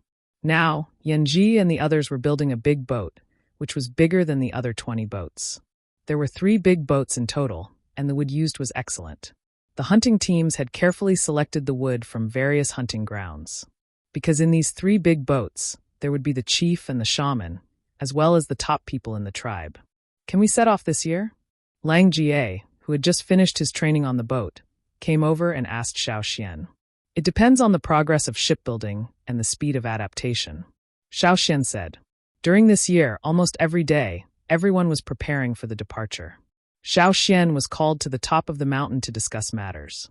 When he was free, Xiao Xian also used his free time to draw a wu roll for the shaman. He drew the key points of what he had seen and heard on the other side of the river on the wu roll, so that the shaman could have a clearer understanding. Orders were passed down from the top of the mountain, and the tribe was changing rapidly. From the time Xiao Xian decided to leave the tribe until now, only 3 years had passed, but the information that everyone had access to was more than the sum of all the information they had received before. Some people were at a loss and were not so enthusiastic about the change, but more people were full of expectations. They wanted to know more new things and meet more people. This boat will probably be finished in 10 days, right? Xiao Xian looked up at the big boat in front of him and said, 10 days, there are about 20 or 30 days left in the rainy season. It's not too late. Several people next to him rubbed their hands. If the boat was finished before the rainy season, they would have a rainy season to prepare. Then when the rainy season was over, the tribe would set off. Let's see how the boat is built. If it's okay. Xiao Xian did not finish his words, but everyone knew what he meant. If the big boat was built, they could set off. On the top of the mountain, in one of the rooms of the shaman's stone house, big boxes and boxes were tidied up and placed there. In addition to the special stone materials, some of the stone boxes and boxes were replaced with wooden ones to reduce the weight. Although the shaman looked quite calm outside, in fact, he had already started to pack things up before the people in the tribe knew. He was more anxious than the others. For so many years, many shamans had failed to complete this task. But now there was finally hope for him. Seeing Chief Ao come in, the shaman asked, "How is it?" Xian said that the boat will be finished in 10 days. Ao looked at the shaman and did not see anything from his old face. After a pause, he said, "If the boat is finished, we can leave this year." "Yes, we can leave this year." The shaman sighed. If they couldn't leave this year, they would have to wait for another year. The rainy season started early this year, but it may last a little longer. This is a rare opportunity, the shaman said. He could not accurately predict the future weather like Yang Sui of the Rain tribe, but he could give a general range. The rainy season started early and ended early. That was to say, from the end of the rainy season to the coincidence of the 2 moons, it would take a long time. It was indeed a good opportunity. If they couldn't seize it, they didn't know what would happen next year or the year after. Step up the training and restrain everyone. If anyone makes trouble, the shaman's calm face became serious. Ao nodded. I have already told Ta and Gigu. Even if the ferocious beasts are successfully engraved, if they can't control them well, don't blame me for being ruthless. Nothing could be compared with the tribe, even if the ferocious beasts were successfully tamed and engraved. 10 days later, the 3 big boats were on the artificial lake for trial. How is it? Ao Edi had already come over. Staring at the 3 boats on the lake, he asked Xiao Xian and Yanji on the boat. There is no problem for the time being. Let's try for a while. Yanji said. Ao still looked serious and looked at Xiao Xian. Seeing Xiao Xian nod slightly, Ao clenched his fists and strode away. The more he walked, the faster he walked. When he went up the mountain, he could only see a shadow. Now that everything was ready, he needed to discuss with the shaman about the departure of the tribe after the rainy season this year. The old place, I really want to see what it looks like. Ao thought.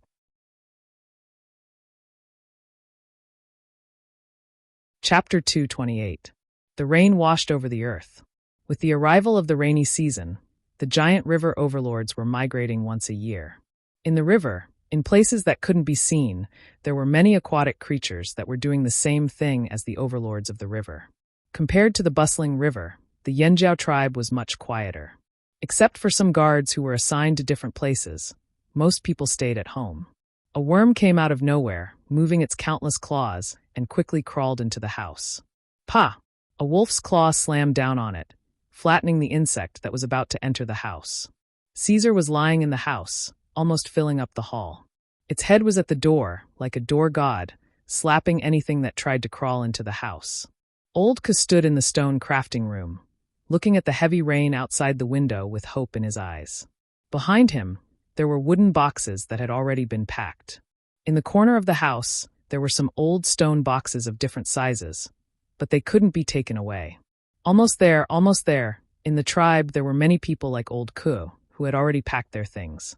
Because of the limited space, there was a limit to what they could bring. If they wanted to bring more, they had to report it and get permission.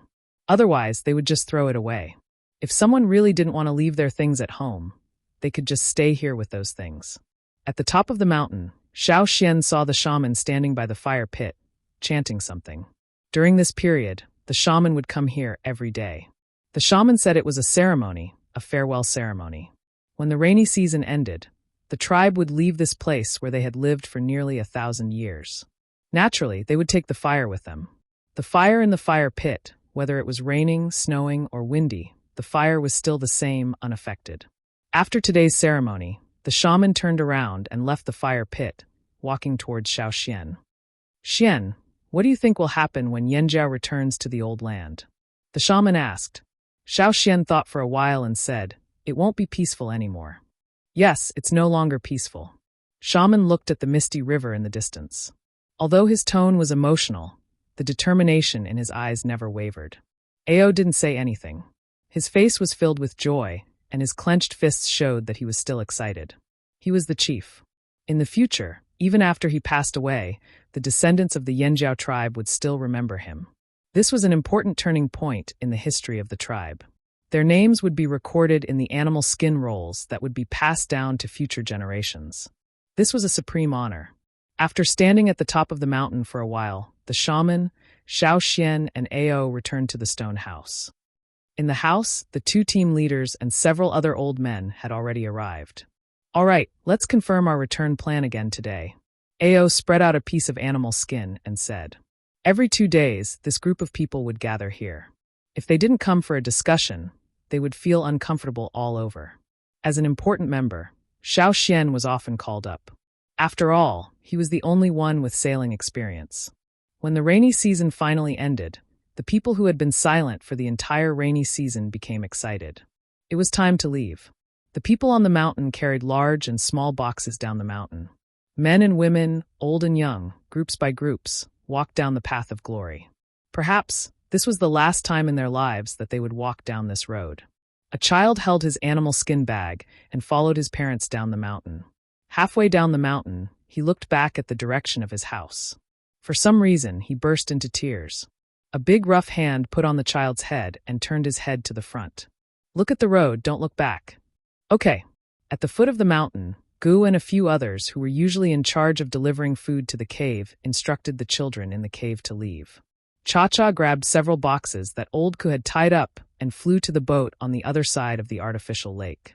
Caesar carried Old Ku on his back and went to the other side of the lake with the others at the foot of the mountain, who would take which boat had been arranged long ago. Moreover, everyone had adapted to the boat for a period of time, so they did not immediately feel uncomfortable after getting on the boat.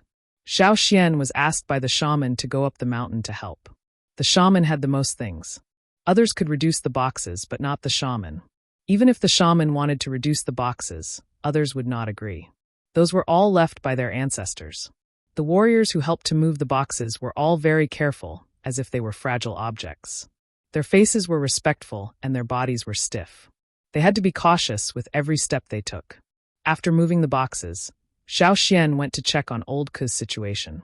After confirming that everything was fine, he went up the mountain. Before going up the mountain, Xiao Xian went to the cave to take a look. When he woke up that year, he was in this cave. In the blink of an eye, so much time had passed. When he came to the stone room with the murals, Xiao Xian looked at the painting on the wall. His eyes stopped at the end of the painting. After thinking for a while, Xiao Xian used a stone knife to carve a few words in the blank space behind the painting.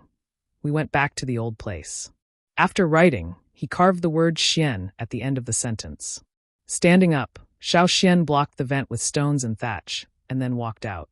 A gust of wind blew, carrying with it the smell of fish that had not yet dispersed. Xiao Xian looked at the stone wall near the entrance of the cave. There were still words carved on it when he had not awakened his totemic power. There were also some drawings made with charred branches. In addition to Xiao Xian's drawings, there were also all kinds of traces left by the children who had lived here for nearly 1,000 years. There were fish bones left after being eaten, tattered animal skins, and messy piles of thatch. Walking out of the cave, Xiao Xian moved a big stone from not far away to block the entrance of the cave and covered everything in the cave. When he went up the mountain, he had finished moving everything, and there was nothing for him to do. However, the shaman did not let him leave.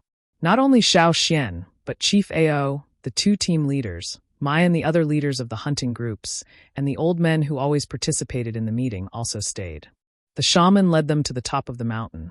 When they came down, there was a small flame in the shaman's hand. It was much smaller than the one in the fire pit, and looked like a small flame on a birthday candle.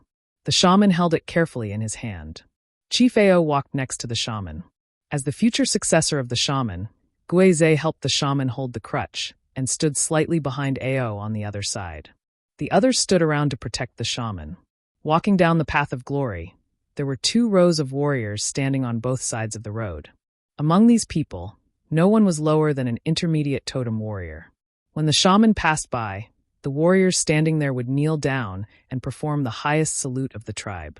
After the shaman left, they would stand up and follow him, all with red eyes. Walking down the path of glory to the artificial lake where 23 boats were parked, the shaman walked slowly, but no one complained. Those who had already boarded the boats were not impatient at all. The biggest boat had already docked, and a wooden ladder was lowered from above. On the boat, there was a small fire pit, which was only the size of a basin. After the shaman brought the flame up, he put it in there. When the shaman was ready, Ao announced the departure. Woo! The bone horn sounded, and the people in charge of the boats immediately ordered the people to set sail. They had received training. Although they were not as skilled as Xiao Xian in controlling the boat, they could do it. The boats left the artificial lake one after another. The waterway gate between the lake and the river had been opened, and the boats sailed out of the waterway and came to the river. Above. Well, now everyone should be careful. Be careful not to fall behind. Ao roared. The fleet went farther and farther, and the mountain where the tribe was located gradually became smaller in their vision. Everything that Xiao Xian had experienced before, this time everyone would experience it again. Under the water, large and small piranhas were active. If one stood on the side of the boat and looked down, he could see many big fish that were longer than a person swimming by. Sometimes they would bump into the boat and make the boat shake. As they sailed, Xiao Xian, who had been checking the situation on the boats, found that the farther the boats were from the central boat, the more likely they were to be disturbed by the fish. At first, Xiao Xian did not understand and had various guesses. But when Xiao Xian suddenly had an idea and looked with his special vision, he found that the light emitted from the central boat touched the boats closest to it, and those boats were rarely hit by the fish. Fire seed. Grabbing Cha-Cha's eagle foot, Xiao Xian went from the boats in the outer circle to the central boat. He told the shaman and the chief about his discovery, but he did not mention his special ability. Because of the fire seed? The shaman thought for a while, and his eyes lit up. Yes, the fire seed can protect the tribe from other beasts and ferocious beasts. The same goes for the fish in the river. As he spoke, the shaman chanted a spell. Just like during the ceremony, the fire seed expanded from a small flame to the whole fire pit. However, the temporary fire pit on the boat was much smaller. Let everyone come closer, the shaman said to Ao. Ao went out and told everyone what the shaman said. The other boats moved closer, but they could not get too close. If they were too close, it would be easy to get into trouble. Walking out of the cabin, Xiao Xian looked again. The light emitted from the central boat was much brighter and expanded outwards, just enough to cover the approaching boats. Although the boats later were occasionally grazed by some overly curious big fish, the frequency was much less. It was much better than when Xiao Xian sailed alone. Day by day, the fleet sailed smoothly. In order to make the best use of time, in addition to the sails, there were people on each boat who took turns to paddle. Although there was no Cha-Cha pulling the boats this time, the speed of the boats was good. After determining the direction, they went straight in that direction. They tried to sail in a straight line, unless they encountered some floating dead fish or some dangerous factors. After all, if they could not reach the other side of the river before the water level dropped, all their previous efforts would be in vain. In that case, the Yanjiao tribe would really disappear from the stage of history. At the same time, Xiao Xian had a strange feeling in his heart again. This time, with the fire seed, protection, and more manpower, Xiao Xian had more free time. He used this free time to carefully observe the surrounding river, even the clouds in the sky, the moon, and the stars in the sky. Xiao Xian suddenly had a guess in his heart. Maybe this river was not as big as he thought.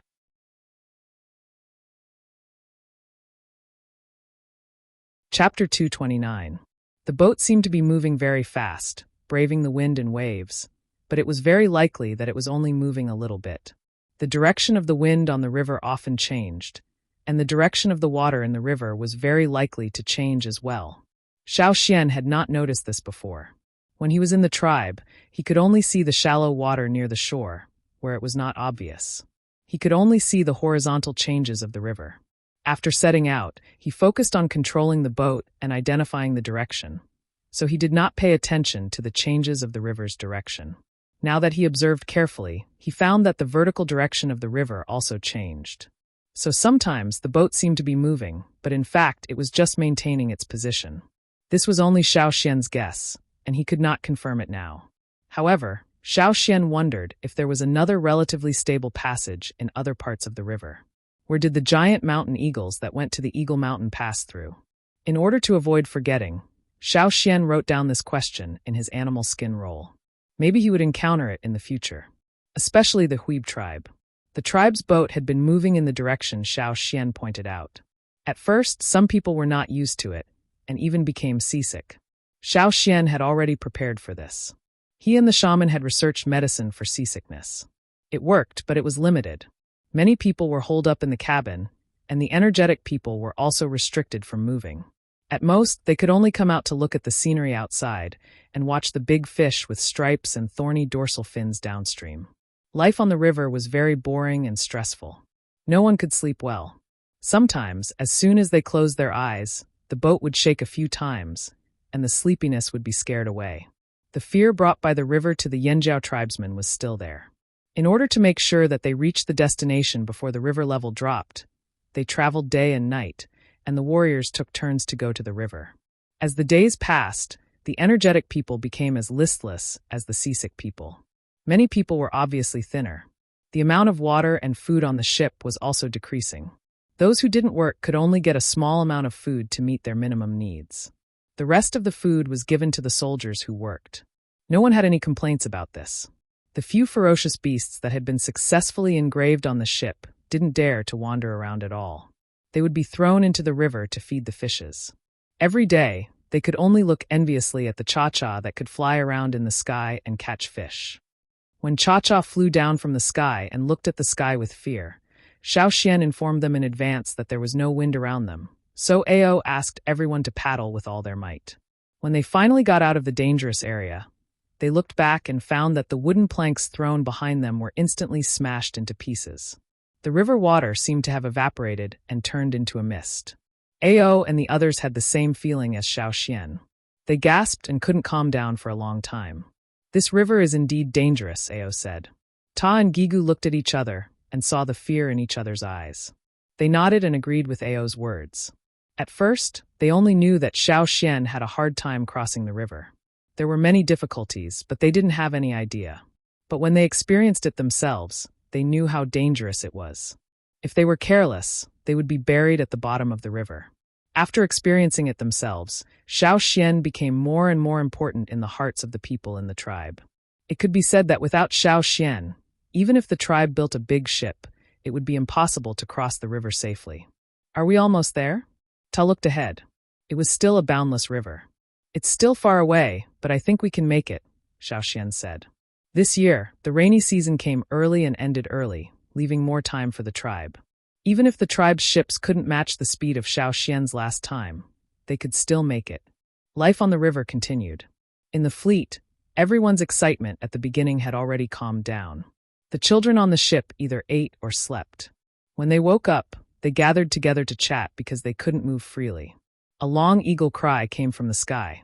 The ears of the several ferocious beasts on the ship stood up and their eyes lit up. Ao and the others didn't quite understand what Cha-Cha meant. They all looked at Xiao Xian. Xiao Xian grabbed the eagle's claw and flew to the sky. When he came down, he said to the others, "We're here. We can see the riverbank." Ao was overjoyed. The two team leaders also shouted excitedly. After shouting, they immediately turned back to the cabin. "Team leaders, what are they doing?" Xiao Xian was confused. Not only the two team leaders, but also Kiki and the others ran into the cabin. "Didn't we say that the drumming tribe is over there?" "Ta and the others are dressing up," Ao said, and also went into the cabin. Xiao Xian was speechless. The so-called dressing up, it couldn't be what he thought it was, right? The ships were also communicating with each other. Almost every ship was experiencing the same thing. The silent cabins were bustling with noise and excitement. When Xiao Xian saw the shaman coming out of the cabin, the corners of his eyes twitched. When did the old man wear those bone ornaments on his head? He also wore a necklace made of animal teeth on his neck. The cloak was not the one he wore when he first came on the ship. At first glance, he knew it was a new leather cloak that had been carefully taken care of. Looking at the leaders, team leaders, and other totem warriors, Xiao Xian felt like a group of forest raccos were running towards them with their big feet. Bang, bang, bang, bang. They smacked their lips and ran towards them with smoke and dust. Maybe the people of the Yanjiao tribe thought that this day was a very important day. Moreover, didn't the shaman and the chief say that they had to leave a good impression on the first tribe they saw and the first partner they cooperated with? Therefore, Xiao Xian saw that everyone was dressed up like they were on the day of the ceremony. They were wearing animal skins, horns, bone ornaments, and masks. Looking around, they were all like this on every ship. Except for looking a little thinner than usual, they were all full of energy. They had gotten rid of the fatigue from the previous voyage. Xiao Xian covered his face with his hands and shook his head with a smile. He didn't know what the people of the drumming tribe's first impression of the Yanjiao tribe would be. In the drumming tribe, the people of the drumming tribe, who had no idea about the arrival of the Yanjiao tribe, were not in a good mood. Since they got the news, everyone was in a bad mood and prepared for war earlier than usual. The crocodiles had already left during the rainy season. Only the baby crocodiles that were born not long ago stayed in the tribe. Fu Shi returned home like a wild beast, his face full of fatigue. The family ate in silence. After eating, Fu Shi and his wife continued to carry out their tasks, patrolling and defending. The usually rebellious Chun Jia was rarely obedient. He knew that the atmosphere in the tribe was not good recently. Everyone was worried. "Are they really coming?" Chun Jia asked. Fu Shi raised his head and looked at Chun Jia. He sighed and nodded. At the end of the rainy season, they went to the Pu tribe to trade.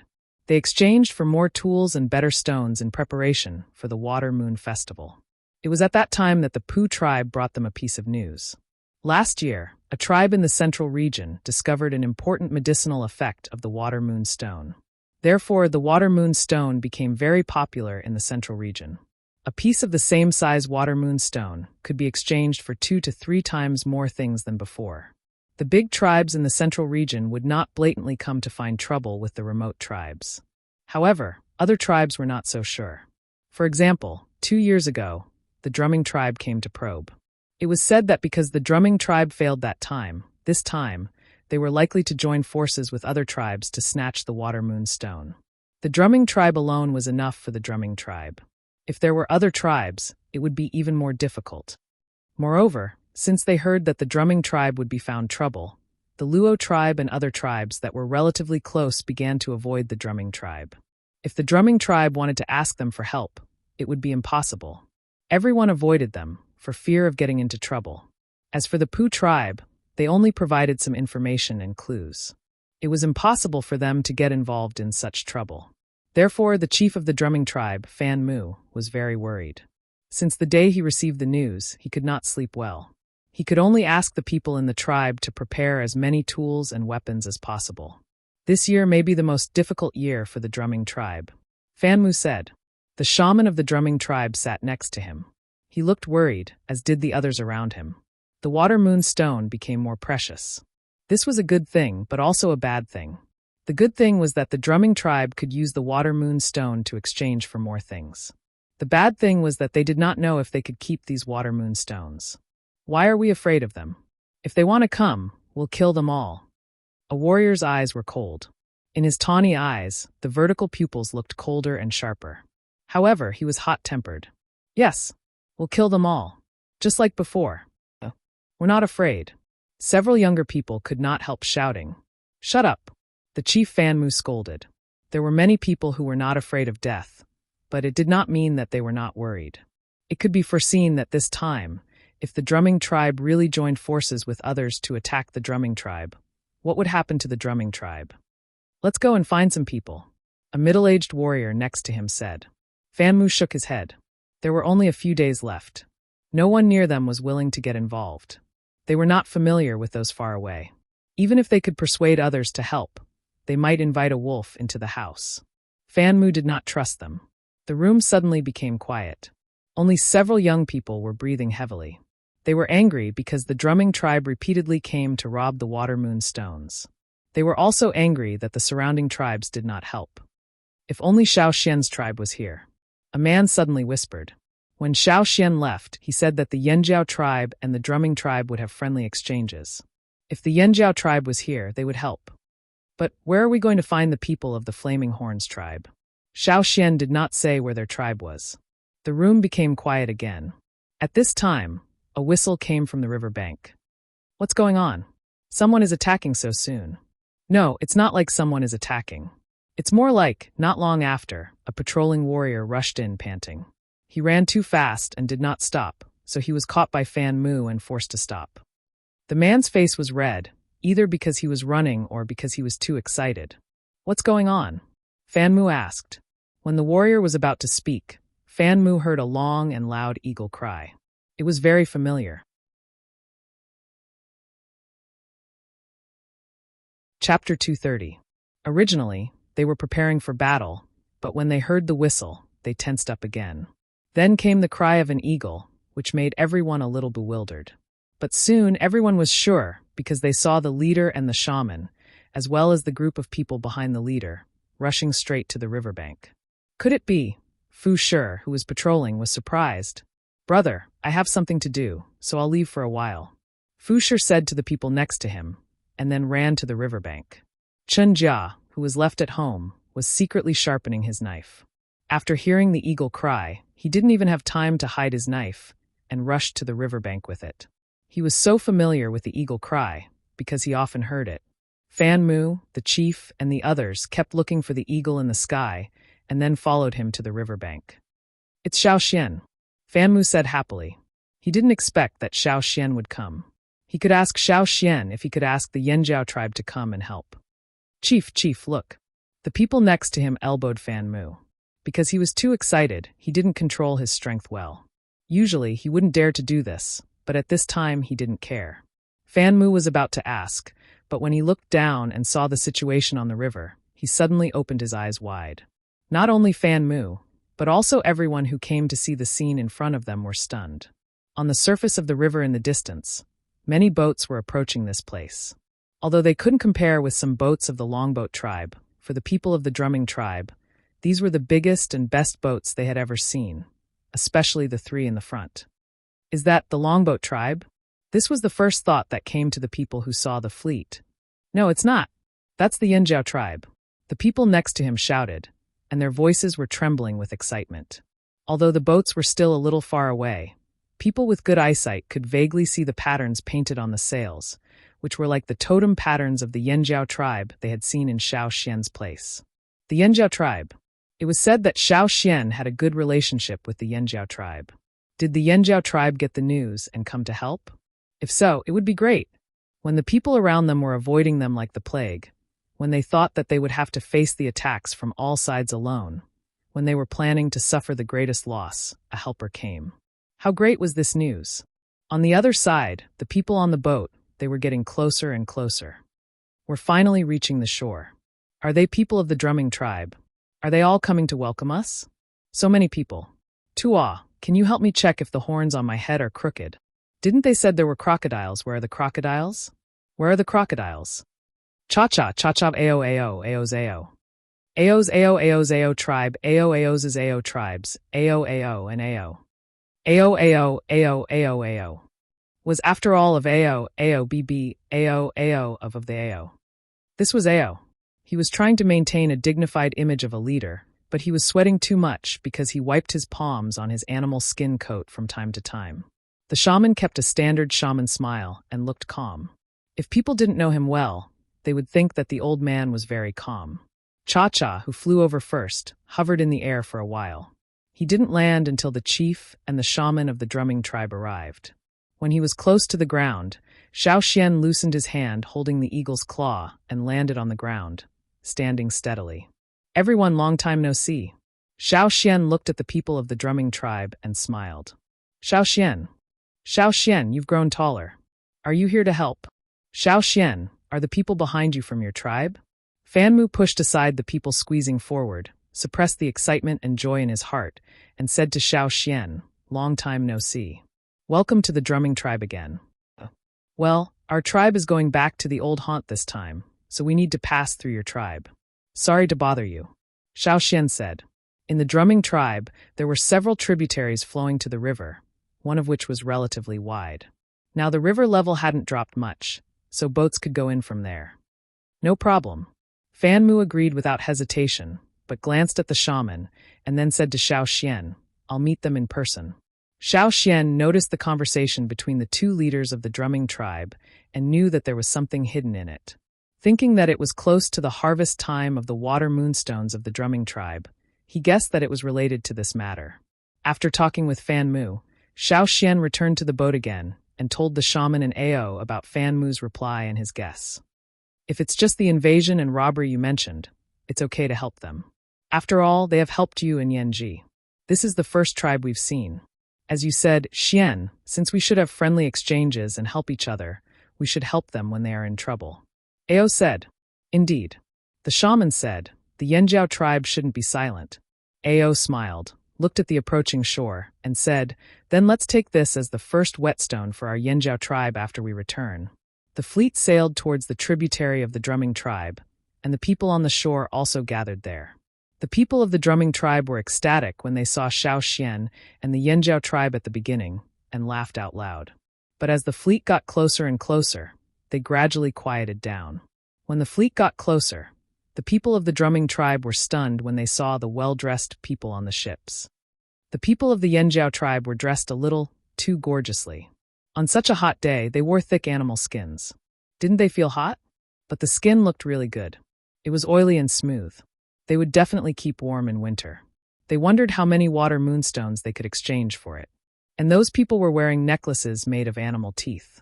Damn, look at those animal teeth. What kind of beast did that belong to? Did a beast have such big teeth? The ships of the Yanjiao tribe sailed from the river to the tributary, and then docked on the shore. The people of the two tribes could see each other clearly. In fact, the people of the Yanjiao tribe were also excited. But when they saw that the chief was so serious, they also became serious. Following the chief was the right thing to do. The people of the Yanjiao tribe were as serious as when dealing with ferocious beasts. Therefore, a murderous aura spread out. A gust of wind blew. Fu Shi shivered and scratched his arm. He whispered to the people next to him, Why do I feel a little? He didn't say the word scared. The others had the same feeling as him. Originally, they thought that the people of their own tribe were domineering enough. But today, when they saw the people of the Yanjiao tribe, they suddenly felt that there was always someone better than them. They looked so tough. Even Xiao Xian didn't look like that. Is this really a small tribe? Someone asked in a low voice. If they only looked at the number of people, it was indeed not a large tribe. But they all looked like they were not to be trifled with, and the beasts on the ships were eager to have a try. No. Chief, those on the ships are not beasts, are they? I have never seen such beasts. A warrior came over and pointed at the beasts on the ships and said to Fan Mu, They are ferocious beasts. Fan Mu stared at the ships and said word by word. He was not sure when he first saw them, but now he was closer. The more he looked at them, the more he felt something was wrong. He thought that Xiao Xian's eagle was a ferocious beast. So, those on the ships were probably ferocious beasts too. Fan Mu suppressed the shock in his heart. His palm holding the knife was sweaty. He really didn't expect that the Yanjiao tribe would be such a tribe. Even though there were not many people, Fanmu was sure that if the two sides fought now, the drumming tribe would definitely be at a disadvantage, and it would be very miserable. The wooden ladder was put down. On the largest ship, the chief and the shaman walked down side by side. Behind them were two team leaders, and behind them were the excellent young warriors of the Yanjiao tribe. Originally, many people wanted to jump off the ship directly, but Ao told them to walk down the ladder, so they all followed him. Welcome to the drumming tribe. I am Fan Mu, the chief of the drumming tribe. Fan Mu stepped forward with a perfect smile and said, Nice to meet you. Ao's serious face also showed a smile. I am Ao, the chief of the Yanjiao tribe. The two shamans also faced each other and saluted in the way of their respective tribes. For shamans, saluting was also a very important thing, just like a ceremony. After the introduction, one of the two shamans smiled mysteriously, while the other smiled meaningfully. It seemed that everything was understood without words. Xiao Xian, who was watching aside, was speechless. It was not easy to be a shaman. Look at these two. They seem to have had a deep conversation before they spoke. According to Xiao Xian's understanding of shamans, the two shamans had a good impression of each other. They had really been friends for a long time. The chief and the shaman of the drumming tribe invited the people of the Flaming Horns tribe, and Ao also planned to rest for a few days in the drumming tribe. Although everyone looked very energetic now, it was only because they saw the first outsider on the shore. They were still tired and needed a good rest. Some people followed Ao and the shaman into the residential area of the drumming tribe, while others, under the guidance of the drumming tribe, rowed the ship to a suitable berthing point on the tributary. But they did not get off the ship. Without the chief's order, they still had to stay on the ship. Moreover, even if they were excited to see the drumming tribe, they still needed to be vigilant. Only a few ferocious beasts who were bored out of their minds clung to the edge of the ship and looked at the drumming tribe people below the ship, which made the drumming tribe people's hair stand on end. After Fan Mu led people into the tribe, he chatted with Ao and told him about his difficult situation. The Yanjiao tribe is naturally willing to help the drumming tribe in such a dangerous situation. After all, Xian has also received your help. It's just that my people need a rest. The drumming tribe can provide all the accommodation and food, so that the Yanjiao warriors can have a good rest. Fan Mu hurriedly said. The drumming tribe had a large area, so it was not a problem to build a batch of houses in a few days. We can solve the problem of food by ourselves. We only need some houses. After all, there was still the ship. While the two chiefs were talking about the settlement, outside the house, Xiao Xian and Fu Shi were also chatting. The shaman and Ao allowed Xiao Xian to learn more about the situation outside. Those bastards who robbed the water moonstones. I heard that they found a helper this year, Xiao Xian. If you didn't come, the drumming tribe might have to face them alone. Fu Shi said angrily. Listening to Fu Shi, Xiao Xian also roughly understood what was going to happen. Don't worry, we won't stand by and do nothing. Xiao Xian said. Ao had already decided to use this matter as the first whetstone. Moreover, the warriors had been bored out of their minds these days, so their hands must have been itching for a long time. The difference was that the warriors of the tribe faced ferocious beasts before, but now they had to face people. Ao wanted to see the warriors' performance.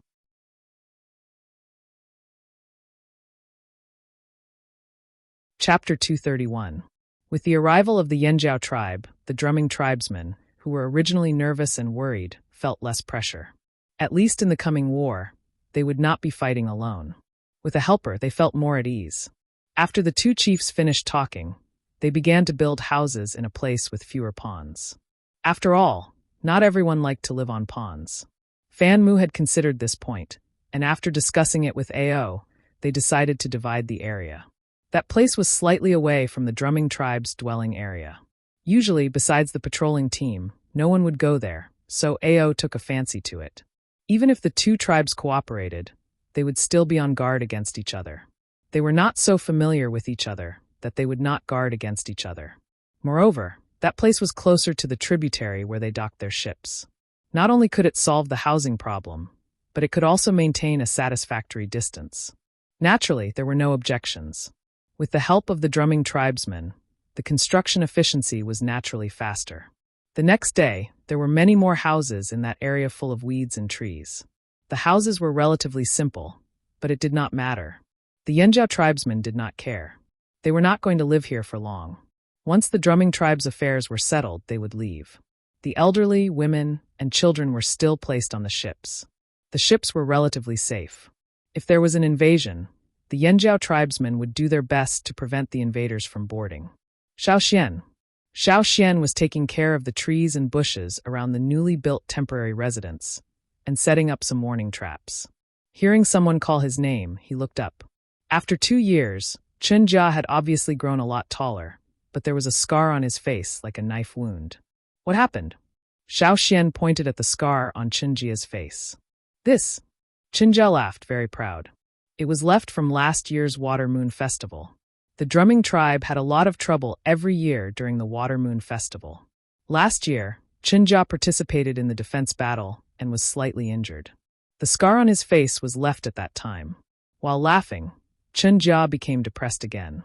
This year, my father did not let me participate in the battle. I had to secretly sharpen my knife. Because of the news, the people of the drumming tribe sounded the highest alarm. Unless it was absolutely necessary, they naturally wouldn't allow these young children to join. If anything happened to the warriors who participated in the battle, these young people who were still in their growth period would be the tribe's future hope. Seeing Xiao Xian, Chen Jia was very happy. He told Xiao Xian everything that had happened in the past 2 years, especially his heroic battle last year.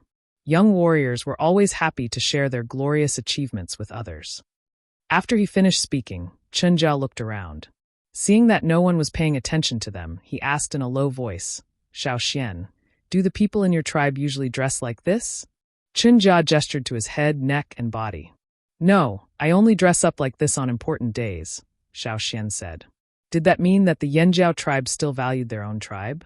Chen Jia was very happy. He decided to go back and tell everyone about this discovery. That's right, Xiao Xian, where's your animal skin coat? Chen Jia looked inside the house.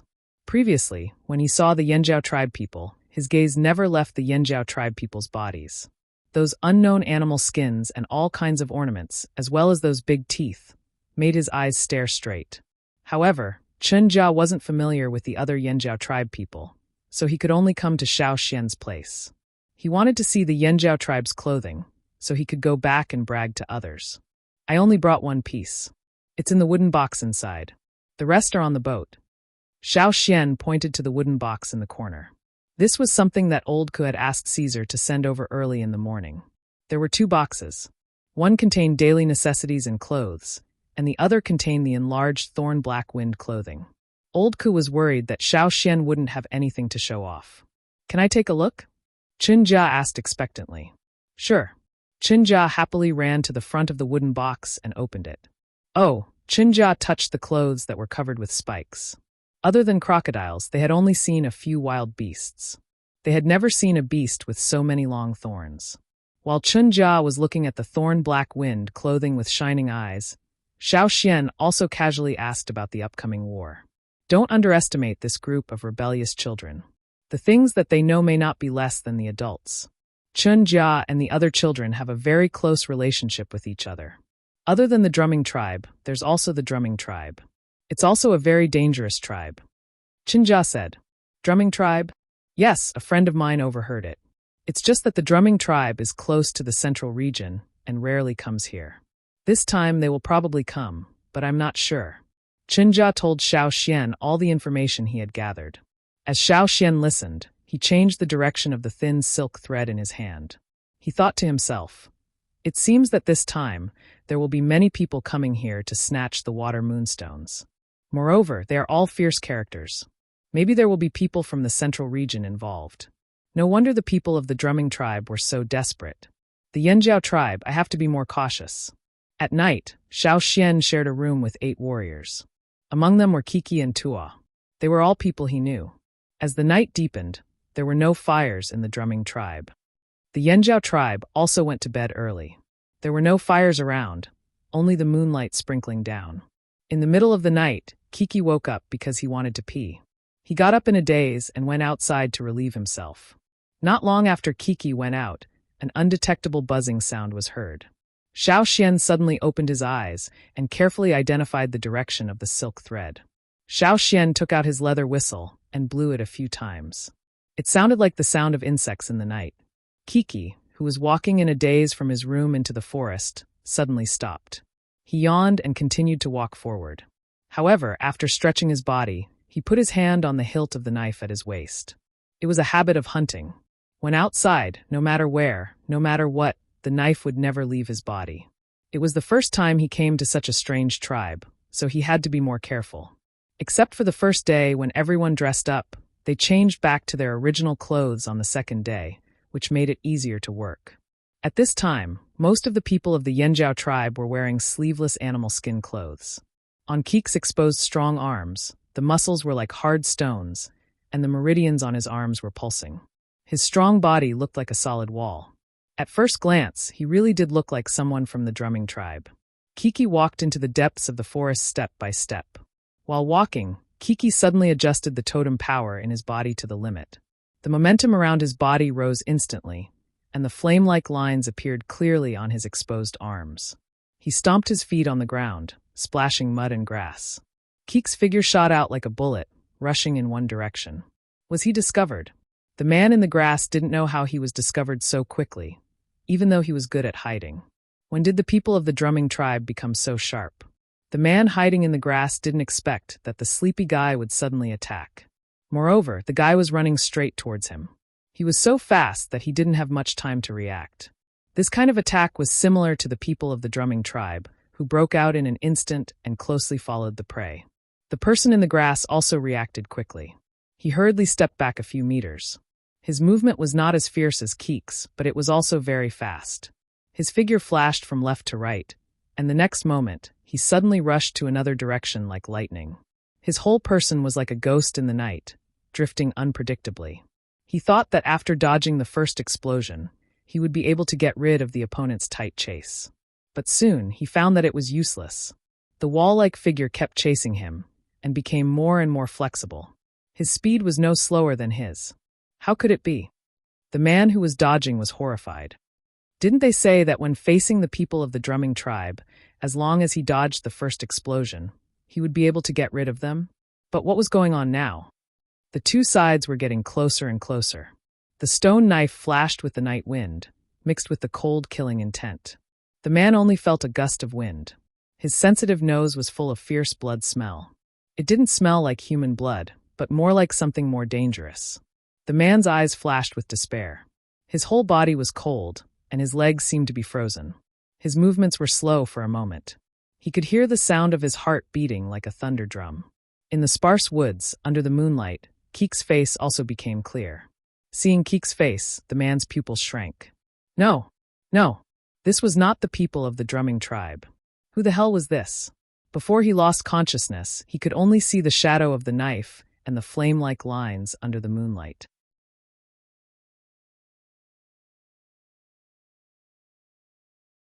Chapter 232. After Kiki finished peeing, he yawned and went back with the bloody man in his hand. As soon as he opened the door, he found several pairs of eyes staring at him. The moonlight shining through the door was reflected in the eyes. Kiki was so scared that the sleepiness he had just woken up disappeared immediately. "What's wrong?" Kiki asked nervously. Although there were no torches in the room, everyone could see clearly what Kiki was carrying because of the moonlight. Not to mention, there was a strong smell of blood. Just now, when Xiao Xian blew the whistle, the people who were asleep all got up and silently approached the door, ready to go out and solve the problem if something really happened. However, they didn't hear Keek's signal for help for a long time. Now it seemed that this guy had solved the problem. "What's that in your hand?" Tuo asked. He was worried that Kiki would kill the patrolling warriors of the drumming tribe. It was rare for them to meet a foreign tribe, and they had a cooperative relationship. It would be bad if Kiki made trouble at this time. "Oh, I don't know who it is." Kiki scratched his head and put the man down. He didn't know what to say. He didn't feel anything when he killed the man, but now he suddenly felt a little uncomfortable. At that time, he acted according to his habit. He didn't care whether it was a man or a ferocious beast hiding in the grass. He dealt with the man in the same way he dealt with the ferocious beast. After he finished, he found that this time was different. Before Kiki could answer, Xiao Xian went closer to have a look. The man was almost cut in half by Keek's knife. The blood started from the woods and extended to here. "He's not from the drumming tribe," Xiao Xian said after seeing the man's appearance. Not from the drumming tribe? Then who is it? He's not from Yanjiao either. Tuo went closer, not caring about the blood and grass. He searched the dead man on the ground, but found nothing. Tomorrow, let the shaman and chief have a look. Or, let the people of the drumming tribe have a look. They are more familiar with the tribes here. Let's see if they can confirm it. Xiao Xian said. Kiki answered and then climbed onto the wooden bed. He put his arms behind his head and stared at the dark ceiling. Seeing this, Xiao Xian thought that this was the first time Kiki had killed someone. So he asked, Kiki, do you feel uncomfortable? Can't get used to it? Hearing this, the rest of the people didn't feel sleepy anymore. They wanted to hear Kiki's next answer. Kiki kept silent for a few seconds, then said slowly, No. What is that? Someone couldn't help but ask. After all, they had no experience in dealing with people like this. Thinking about the upcoming battle, they wanted to learn from Kiki, who had just experienced it himself. Experience was something that warriors had always valued. That is, Kiki paused after saying 2 words. What is it? I just feel. Why is this person so weak? It's not satisfying to kill him with 1 strike. Kiki said. Xiao Xian was speechless. This guy's old habit of looking down on people who could be killed with a single slash was back again.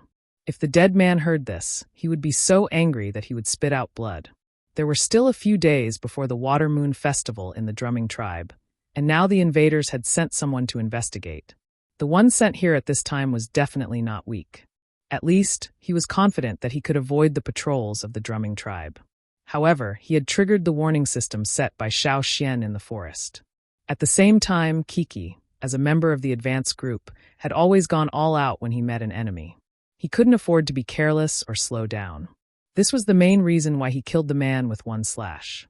After chatting for a while, the warriors were too tired and fell asleep. Kiki also threw the man who was almost cut in half at the door. The next day, when the people of the drumming tribe came, they were shocked when they saw the scene at the door. They thought it was a civil war among the Yanjiao tribes. After hearing Xiao Xian's words, they became serious. To be on the safe side, they took the dead man with them and went to the chief of the drumming tribe with Kiki and Xiao Xian. Ao also went to check the situation. After carefully observing the dead man, Fan Mu shook his head and said, I don't know which tribe he came from.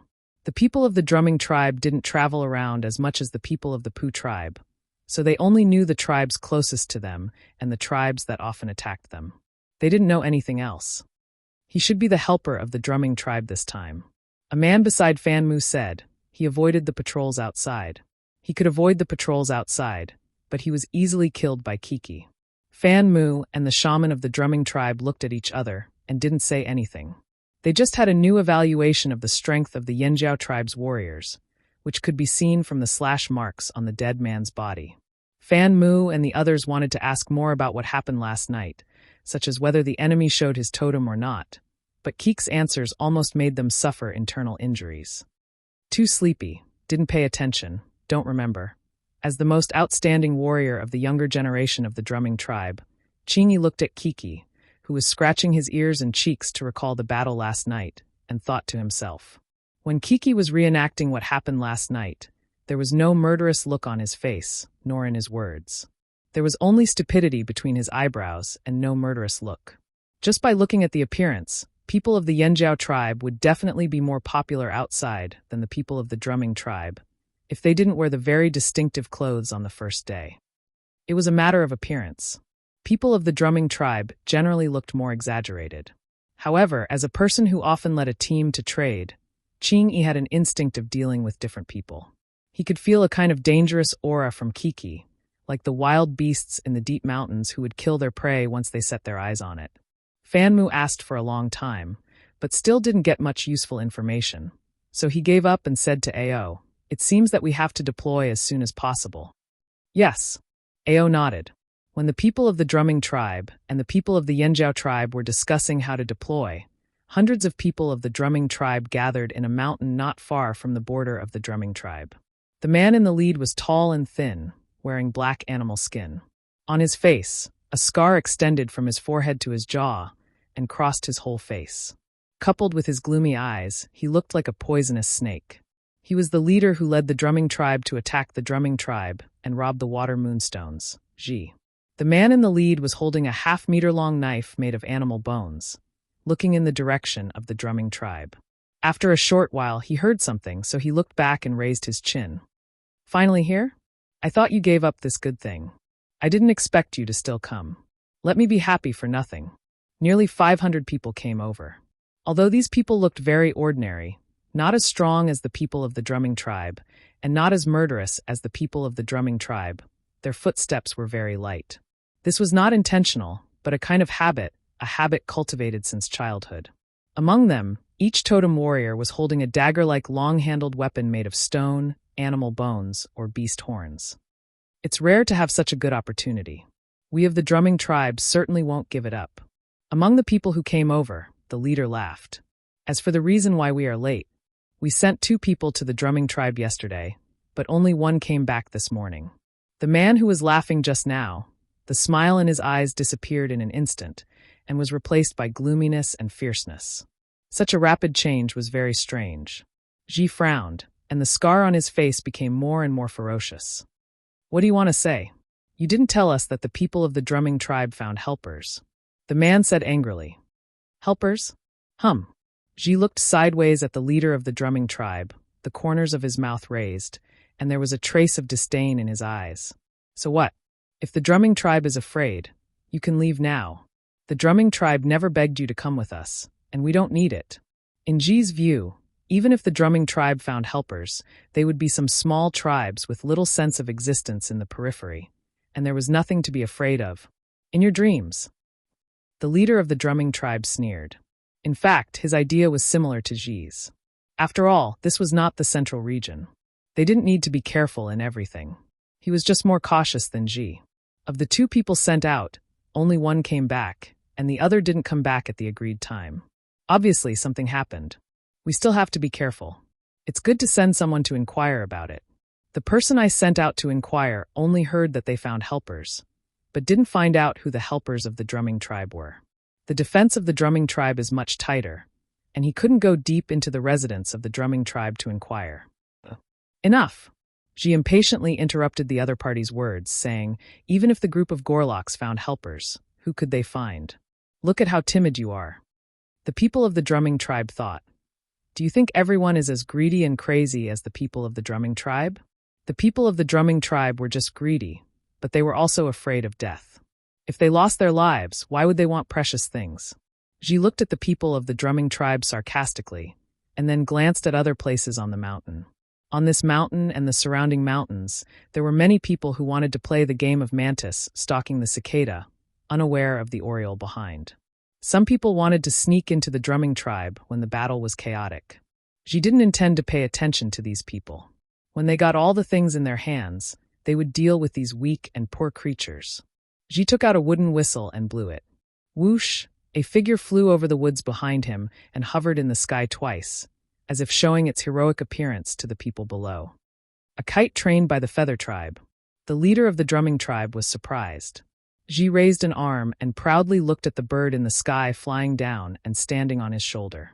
This was a raptor nearly 1 meter high with sharp eyes. When it spread its wings, it looked bigger and more powerful. The bird's claws were so strong that the animal skin coat on Ji's arm was torn by the bird's claws, but Ji didn't care. This was the crown kite that Ji exchanged a lot of things from the feather tribe to inquire about the situation. It looked similar to other kites, except that it had a few fan-shaped feathers on its head, like the crown on a rooster's head. That was why it was called a crown kite. It was a popular bird among the birds domesticated by the feather tribe for trading.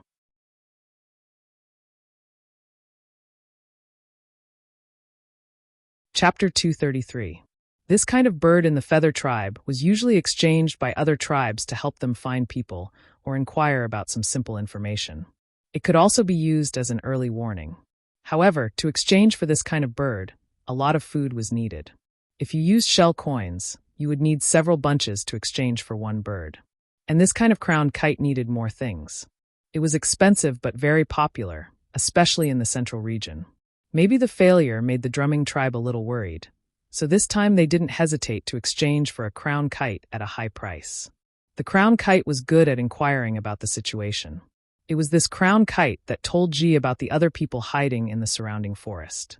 In addition, The crown kite was more powerful than the common kites. When the crown kite was there, many birds in the forest would avoid it. Even if they didn't, they wouldn't collide with it easily. Ji showed the crown kite standing on his arm to the drumming tribe people, and then said slowly, "It's up to us to inquire about the situation over there." The people of the drumming tribe agreed with Ji's action very much, thinking that this man was not so crazy as to be brainless. But he must have spent a lot of things to exchange for such a bird from the feather tribe. If it were their drumming tribe, they wouldn't exchange too many things for a bird. Ji said something to the crown kite and raised his arm. "Go!" The crown kite flew up and screamed, as if it was asking other birds around to make way for it. Looking at the figure flying to the drumming tribe in the sky, Ji's smile became bigger and bigger. It won't take long for it to come back and tell us about the situation in the drumming tribe. Unfortunately, as soon as Ji finished his words and the smile on his face didn't disappear, he saw the crown kite that flew into the territory of the drumming tribe hurriedly fly back here, flapping its wings hard, as if something was chasing it. If it was a beast running on the ground, it could really be described as pissing in its pants. The drumming tribe people looked at the crown kite flying back in the sky, and turned to look at Ji, who was standing there with a stiff smile on his face. Was this what he meant by "it won't take long to know"? Wasn't it too fast? Anyone who saw such a situation would be suspicious. It was not the right way to inquire. Obviously, there was something wrong. Suppressing the anger in his heart, Ji took out the wooden whistle and blew it, trying hard not to crush it. After hearing the whistle, the flying crown kite stopped flapping its wings for a while, but it didn't mean to stop. It glided directly over their heads and disappeared in the blink of an eye. No matter how Ji whistled or called, the eagle didn't come out. "Haha!" The leader of the drumming tribe laughed out loud. He was happy to see the drumming tribe make a fool of themselves. After spending so many things, this was all he got in return. "Pa!" Ji was so angry that he crushed the wooden whistle. "There's no need to investigate anymore. When the time comes, just charge." This time, he brought 200 more people than the last time he attacked the drumming tribe. They were all intermediate totem warriors and 2 more senior totem warriors. There were still some people at the foot of the mountain. Together with the people of the drumming tribe, there were nearly 2,000 people. It would definitely be easier than last time. They would definitely be able to snatch the water moonstone successfully. The total number of the drumming tribe was large, but there were not many people who were a real threat.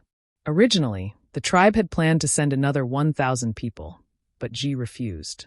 The more people there were, the less credit he could get. After all, some of the things he brought back were trophies that could be kept by himself. They just wanted to snatch things, not to fight for territory. If the 2 tribes were to fight, it would be more than just these people. It was better to destroy the drumming tribe directly. No, if he destroyed the drumming tribe, where would he get the water moonstone? Ji suppressed the idea in his heart. On the side of the drumming tribe, 2 more people were sent to the drumming tribe to inquire. This time they didn't go deep, but they came back.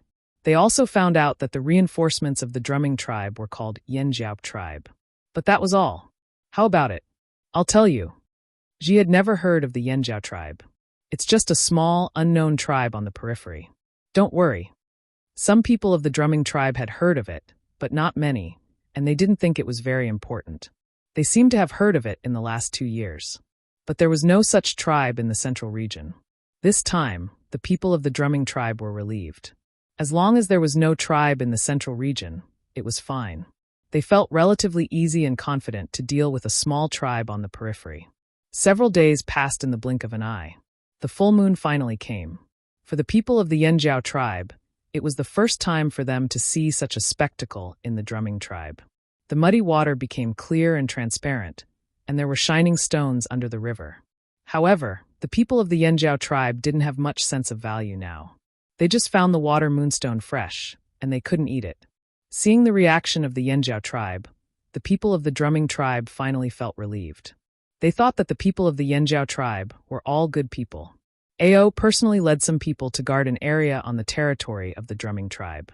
This is our first battle here, and it's also a significant one. Our opponents are no longer the ferocious beasts in the forest, but the invaders from other tribes. They're the same as us. But what I want to say is, although the invaders are also humans and not ferocious beasts, I still hope you can treat them seriously like how you hunt ferocious beasts. Just like Kiki, let these invaders see the ability of the Yenjiao tribe. Let them remember how the Yanjiao tribe defeated them. Being praised by the chief in public, Kiki felt very proud. What's there to be proud of? When the time comes, I'll definitely hunt more than you. Tua and the others secretly thought. Ao's gaze swept across the people gathered here and said solemnly, "The invaders are not my people. Kill the invaders." Kill. The people seemed to have returned to the time when they were in the tribe, standing on the top of the mountain before the hunt, mobilizing before the hunt. At this time, they really wanted to sing the hunting song, but the chief didn't allow it. After finishing his words, Ao waved his hand, and the people gathered here immediately scattered to different places. This was the arrangement they had made in advance. They were divided into hunting groups, and each group had its own place to be responsible for. Xiao Xian was assigned to Keek's group. They were all members of the advanced group, and later they would catch some powerful people, such as middle-level and senior totem warriors. It was the first time for them to face such a hunt. So many people were very nervous and excited. After holding back for so long, they could finally hunt. "Hey!" In the air, Cha-Cha had already warned. Then, not far away, there came the sound of the people patrolling outside the drumming tribe. This meant that the people over there had officially set off. Ao stood in the same place and didn't move.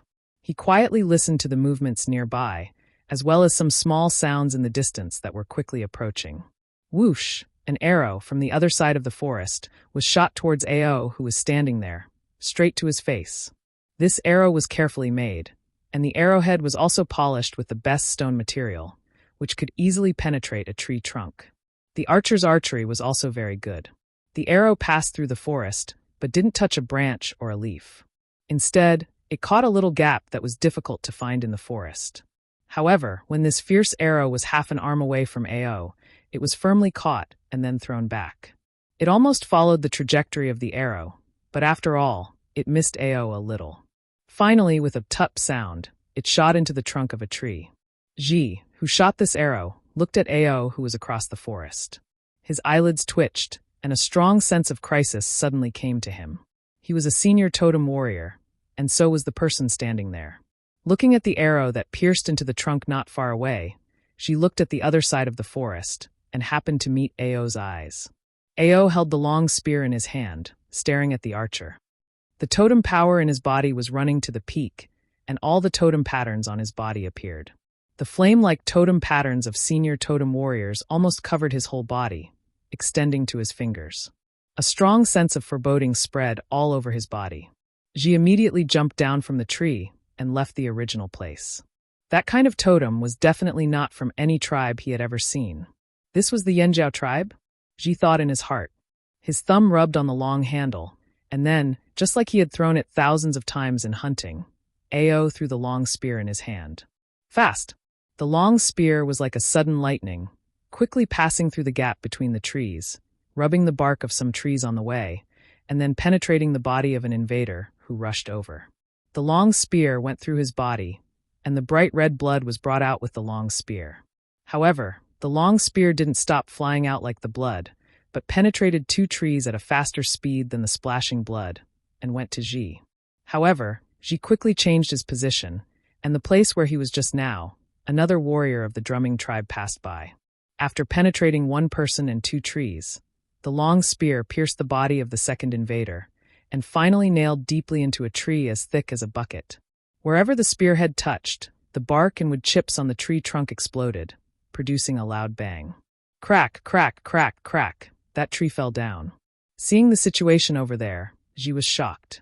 The Yanjiao tribe didn't seem to be as weak as they thought. Except for Ao's place, there were fights and killings everywhere else. Some people of the drumming tribe and the drumming tribe were really good at hiding, but for the Yanjiao tribesmen who often dealt with the ferocious beasts in the mountains and forests, this was really nothing. This was also the reason why Kiki sensed the opponent's position after receiving Xiao Xian's warning. Xiao Xian waved the stone knife in his hand, and the stone knife chopped down from the air turned into a gray lightning, going straight behind the grass in front of him. But when it was about to hit the grass, the wrist holding the knife slightly shook, and the knife suddenly changed its original route and stabbed into the grass. Seeing Xiao Xian's knife coming at him, the man picked up the stone tool in his hand, intending to block it. Unexpectedly, Xiao Xian suddenly changed his attack midway. He didn't have time to follow the change, and his forearm was pierced through by the stone knife. The knife quickly pierced through the arm bone and pierced the man's neck without stopping. Pulling out the knife, Xiao Xian looked at the other people in other places. Tuo beheaded an invader of the drumming tribe with one knife, without any slack. As Ao said, he treated every invader like how he faced the ferocious beasts when he was hunting. The burst of totem power, every swing of the knife, every attack, was just like when he was hunting in the mountains and forests of the tribe. He didn't use the knife, but once he did, he used the strength to chop the ferocious beasts. Even the ferocious beasts with thick skin and hard armor would bleed if they were hit, let alone these unarmored humans. Tuo's knife was even more powerful than Keek's that day. The man who was hit by Tuo's knife didn't even have time to say a word before his body split open. Hot blood sprayed out, splashing on the ground, on the tree trunk, in the grass, and even on Tuo's body. Without stopping, Tuo quickly set his target on the second intruder. He waved his sword before Xiao Xian could. The blade quickly drew a horizontal arc in the air, and the second intruder was directly cut in half at the waist. The attack was executed in a single breath.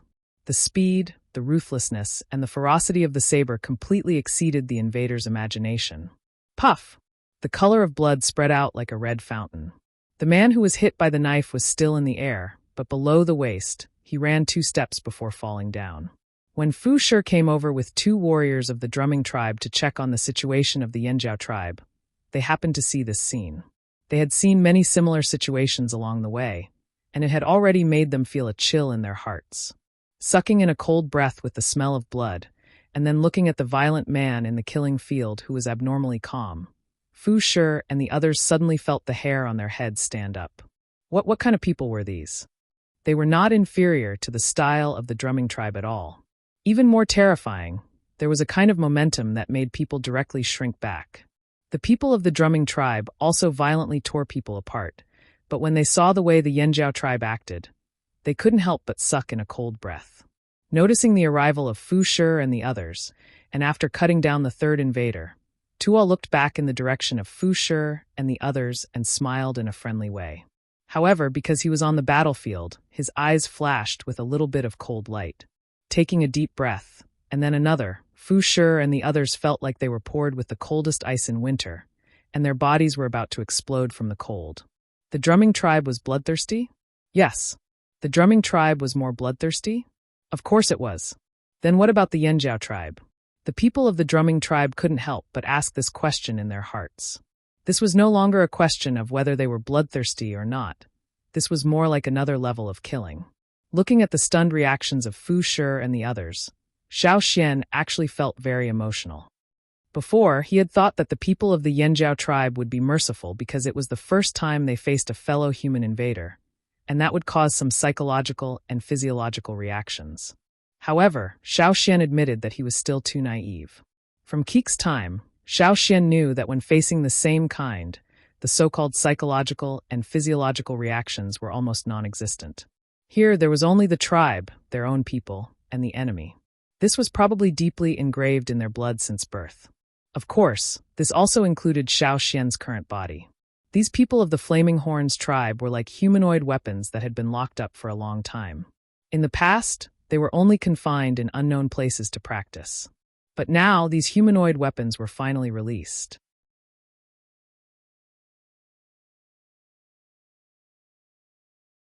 Chapter 234.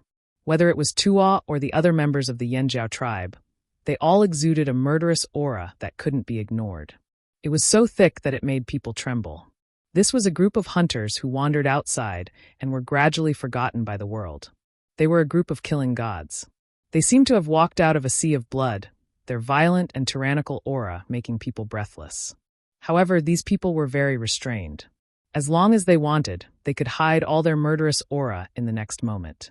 These people were like human-shaped weapons that had suddenly been thrown into this area, and they caused numerous bloody and murderous intents. Seeing Xiao Xian and Tuo looking at him doubtfully, Fu Shi came back to his senses and swallowed his saliva. He said, "The chief asked me to come over and see if you need help here." Towards the end, Fu Shi didn't have enough confidence and was embarrassed to continue. "Do you still need help? Don't you see that the situation here is almost one-sided?" "Cough, you don't seem to need it," Fu Shi said embarrassedly. "Don't worry here." Fu Shi, You can take care of the people in the tribe who are harvesting the water moonstones. There should be people who have hidden very well who have broken through. Even if the Yanjiao tribe was in charge of this area, there would be people who broke through the defense line in other places. Just like before, there might even be other people who interfered. The drumming tribe was also not peaceful. Well, since you're fine here, we'll leave first. After saying that, Fusher took his people and ran away. As he ran away, Fusher thought to himself, I told you not to worry about the Yanjiao tribe people. Before, when I saw Xiao Xian's strength, I knew that the people in this tribe should be relatively strong. The chief was worried for nothing. These people of the Flaming Horns tribe were not weak. On the contrary, they were much stronger than they had imagined. If they were to fight against such a tribe, Fusher shuddered. However, with such a tribe as a helper, the drumming tribe was indeed much more relaxed this time. After Fusher left, Tuo shook off the blood on his knife. His body was also stained with a lot of blood, but he didn't bother to wipe it off. He went to the other side with Xiao Xian. No one had come here for the time being. It was a waste of time to just stand there. They needed to take the initiative to search. In the drumming tribe, there were many places with tall grass and dense shrubs. Many invaders who were good at hiding liked to wait in such places and wait for an opportunity. Xiao Xian walked into a bush that was taller than him and used his stone knife to push aside the weeds in front of him. He was vigilant of his surroundings. As long as there was the slightest movement, he would immediately slash with his knife. This was because most of the movements were caused by the hidden intruders. As he walked, 2 more people jumped out from the bushes. Xiao Xian was about to start, but Tuo stopped him, indicating that he should do it. Tuo was just about to use his saber when he saw a person rush out from the side. I'll do it! I'll do it! Kiki rushed over before Tuo could do anything. The stone knife in his hand chopped at the intruder in the front. 1 slash, 2 slashes, 3 slashes. The dense grass that was filled with the smell of grass was suddenly filled with the thick smell of blood. The invader who had been alive and kicking just a moment ago was now lying on the ground silently. In this place, except for their own people, all living creatures with attacking power were regarded as enemies. At this moment, in their eyes, these intruders were the same as all kinds of prey they had encountered when they were hunting in the forest. Although these intruders looked like them, the chief had said that all non-members of the tribe were the same. Of course, allies were different. Kiki didn't feel any pressure at all. Sometimes, Xiao Xian only felt that these people's thoughts were unbelievably simple. For many people, things that were difficult to adapt to were not a problem for them at all. After killing 2 intruders, Kiki ran away and continued to search for other intruders hiding in other places. Tuo was so angry that he chased after Kiki because his prey was robbed. He also wanted to rob Kiki's prey. How many prey they had hunted was to be reported afterwards. The chief had said that they would be rewarded according to their merits. Their team was in charge of this area and didn't say where they had to guard. Therefore, they only needed to find those intruders in this area and kill them. Xiao Xian didn't follow them, but continued to walk forward. As he approached the edge of the area they were in charge of, he ran into Mao, who was running towards him. Behind Mao, there were 3 people who were chasing after him. Judging from the weapons in their hands, they were all from the drumming tribe. Mao, who was running, suddenly turned around and chopped at the man who was chasing him the most. The man reacted quickly and blocked it with the weapon in his hand. Mao's knife had been chipped a lot because of several slashes. This time, the strong chop directly broke the knife from the middle. Mao threw the broken knife in his hand, and half of the knife pierced into the throat of the man who was chasing him. Mao didn't stop, but pulled out another stone knife from his waist. Looking at the 2 people who were chasing him, he bent his knees and bounced to the side, running towards them. Mao saw Xiao Xian, but he felt that he had the ability to deal with him. What he was doing now was to tell Xiao Xian not to interfere, and he would deal with it himself. Otherwise, if he felt that he couldn't handle it, he would run towards Xiao Xian instead of away. Xiao Xian wasn't worried. With Mao's current strength as an intermediate totem warrior, it would be difficult for him to fight against 3 people by himself. After all, they were also intermediate totem warriors. The Yanjiao tribesmen didn't seem to be easy to deal with. Instead, they ran away. It was just like encountering a fierce beast when hunting. If they couldn't beat it, they would run away. After running away, they would look for a chance to stab back, or even give a fatal blow. There was no doubt that the warriors of the Yanjiao tribe were calmer than the people of the drumming tribe. Their calmness made the people of the drumming tribe feel scared. When the people of the drumming tribe encountered similar situations, most of them would say, "I'm not afraid of you. Fight." This was because their eyes were red from killing, and their emotions were out of control. And the people of the Flaming Horns tribe, just like Mao, ran away first.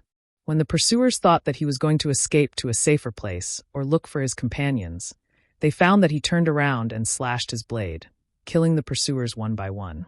They could always find the best chance to attack when others thought they were crazy and lost their minds. However, the people of the drumming tribe, and the drumming tribe didn't know that when the people of the Yanjiao tribe were hunting in the forest, the more dangerous the situation was, the more frequently they would use their killing moves.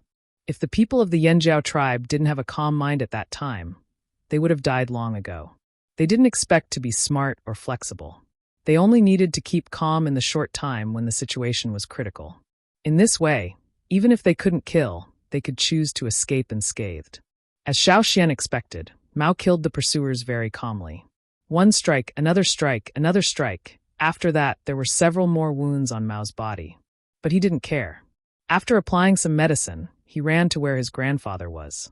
On Ao's side, after several unsuccessful attacks, Ji found that the people he was facing were very difficult to deal with. Facing Ao, it was like facing a towering ancient mountain. Standing in front of such a mountain, Ji suddenly felt that he was a little small. Ao's attack came without any warning. Just a moment ago, he was still walking slowly, as if he had left the battlefield and did not want to be a spectator. However, the next moment, he took a step forward like lightning. Under the stimulation of the totem power that had soared to the peak and the momentum of this step, he waved his arm like the long spear that had been thrown out just now. With the momentum of this step, he rushed towards Ao with a strong and fierce momentum that could break through everything. When Mao arrived, he just saw a figure being hit by his grandfather. Not paying attention to the figure that flew out, Mao looked around and found no other dangerous people. Then he went to Ao's side. "Grandpa, should we let them out?" Mao glanced at Ao, and then quickly looked at the direction of the ship. Ao was silent for 2 seconds, listening carefully to the movements around, and then said, "Well, let them out to stretch their legs." Ao used this battle as the first training ground and the first whetstone for the Yanjiao tribe. Looking at the current situation, it was totally unnecessary to let those guys out. But it had been a while, and there were people outside the drumming tribe who were ready to make trouble, so it was better to end the battle quickly. With Ao's permission, Mao's eyes flashed with joy. He didn't stay any longer, and hurried away to let Ao continue. Looking at the man who was hit and was about to get up and run away, Ao frowned and clenched his fists. He was really tough. She just wanted to leave as soon as possible. The people of the Yanjiao tribe had a keen sense of danger, a fierce and decisive attack, and a savage and ferocious killing intent, which shocked him very much. Where the hell did this tribe come from? Ji was extremely horrified. And what did the young man say just now? Let them out. Who were they? The ominous feeling in Ji's heart grew stronger and stronger. Perhaps this operation was not as simple as he thought. Instead, it was carried out in a way that made them fearful. Mao, who ran out from Ao's side, avoided the sneak attack of the invaders. At this moment, he didn't want to fight, but picked up the leather whistle and blew it with a specific rhythm. Moer, Yang Guang and his sister, and Lei, who were participating in the defense battle everywhere, had excitement in their eyes. Ignoring the wounds on their bodies, they avoided the blades of the invaders and ran away. While running, they blew their own leather whistles. For a moment, there were all kinds of whistles in several places where the Yanjiao tribe was responsible for defense. The sound of the leather whistle made by each person was slightly different from that of the wooden whistle, but the sound of each tamer's whistle was well known by those ferocious beasts with engravings. Several ferocious beasts, who were ordered to stay around the fleet, were pawing the ground and kicking their hooves out of boredom. Hearing the whistles, they sped up and ran towards their tamers.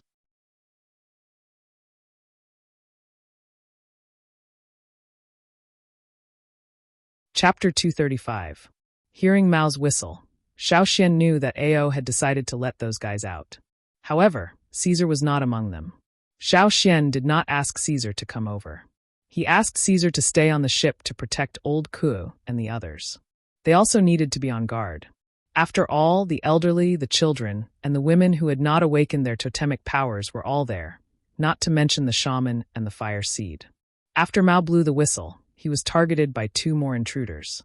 But this time, Mao did not kill them immediately. Instead, he led the tube tails in circles. After a few circles, there were 3 tails. Suddenly, Mao stopped and stood there, looking back at the 3 tails who were chasing him.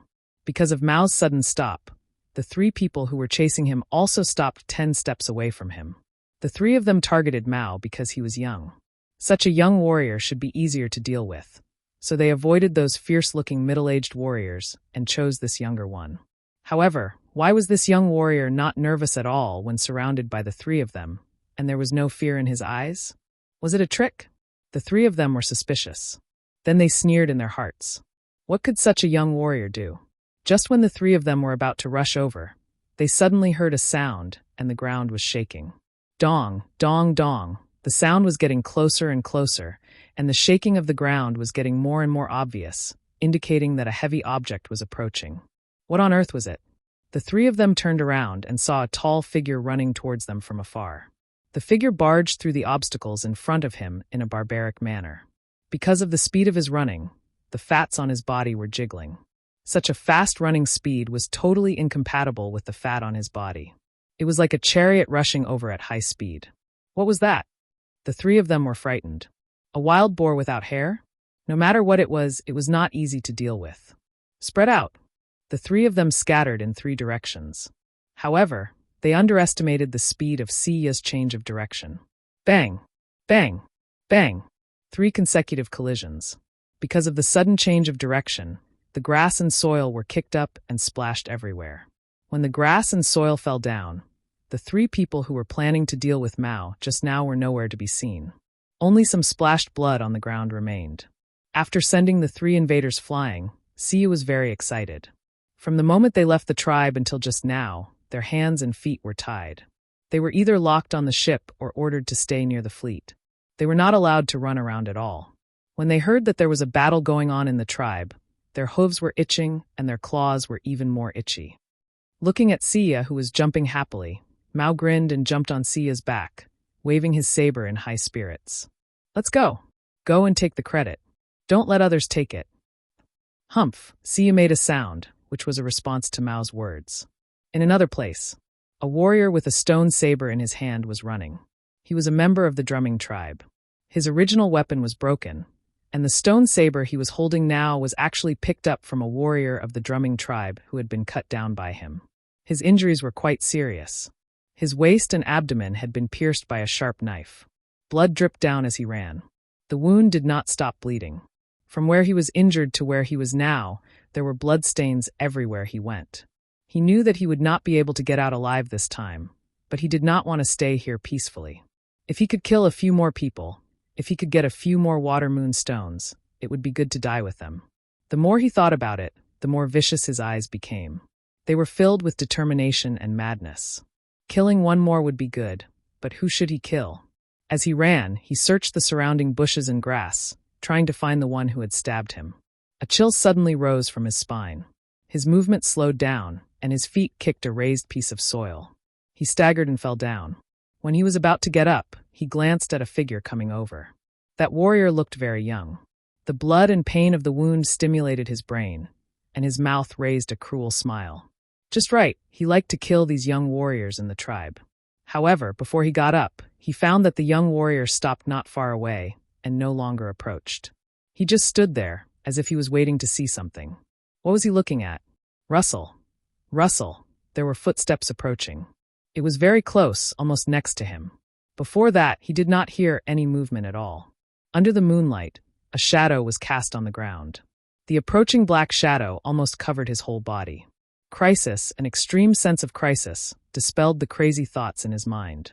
He felt that all the hair on his body stood up, and his teeth were uncontrollably clenched. He turned his neck stiffly and looked behind him. A big hairy claw appeared in his vision. Warm blood with the smell of blood sprayed above his head.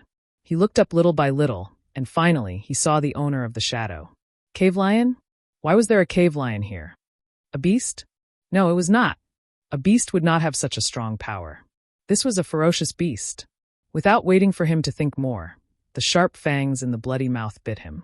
He had no power to resist. Ah! In the forest under the moonlight, a shrill scream rang out, startling the invaders who were hiding in other places and causing them to tremble. This was not a scream of being cut by a knife. What on earth had happened to it? Similar things happened everywhere in the area of the drumming tribe.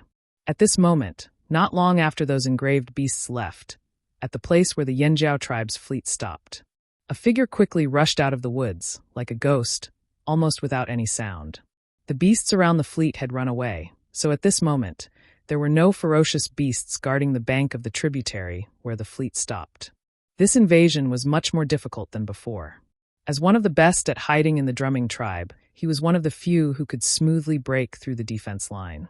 Originally, he wanted to go directly to the water-moon channel of the drumming tribe to grab the water moonstones. However, after seeing the ships on this tributary, he came over. Looking at the big ships in front of him, the man was surprised and doubtful. Were these really not from the longboat tribe? Why were these ships so big?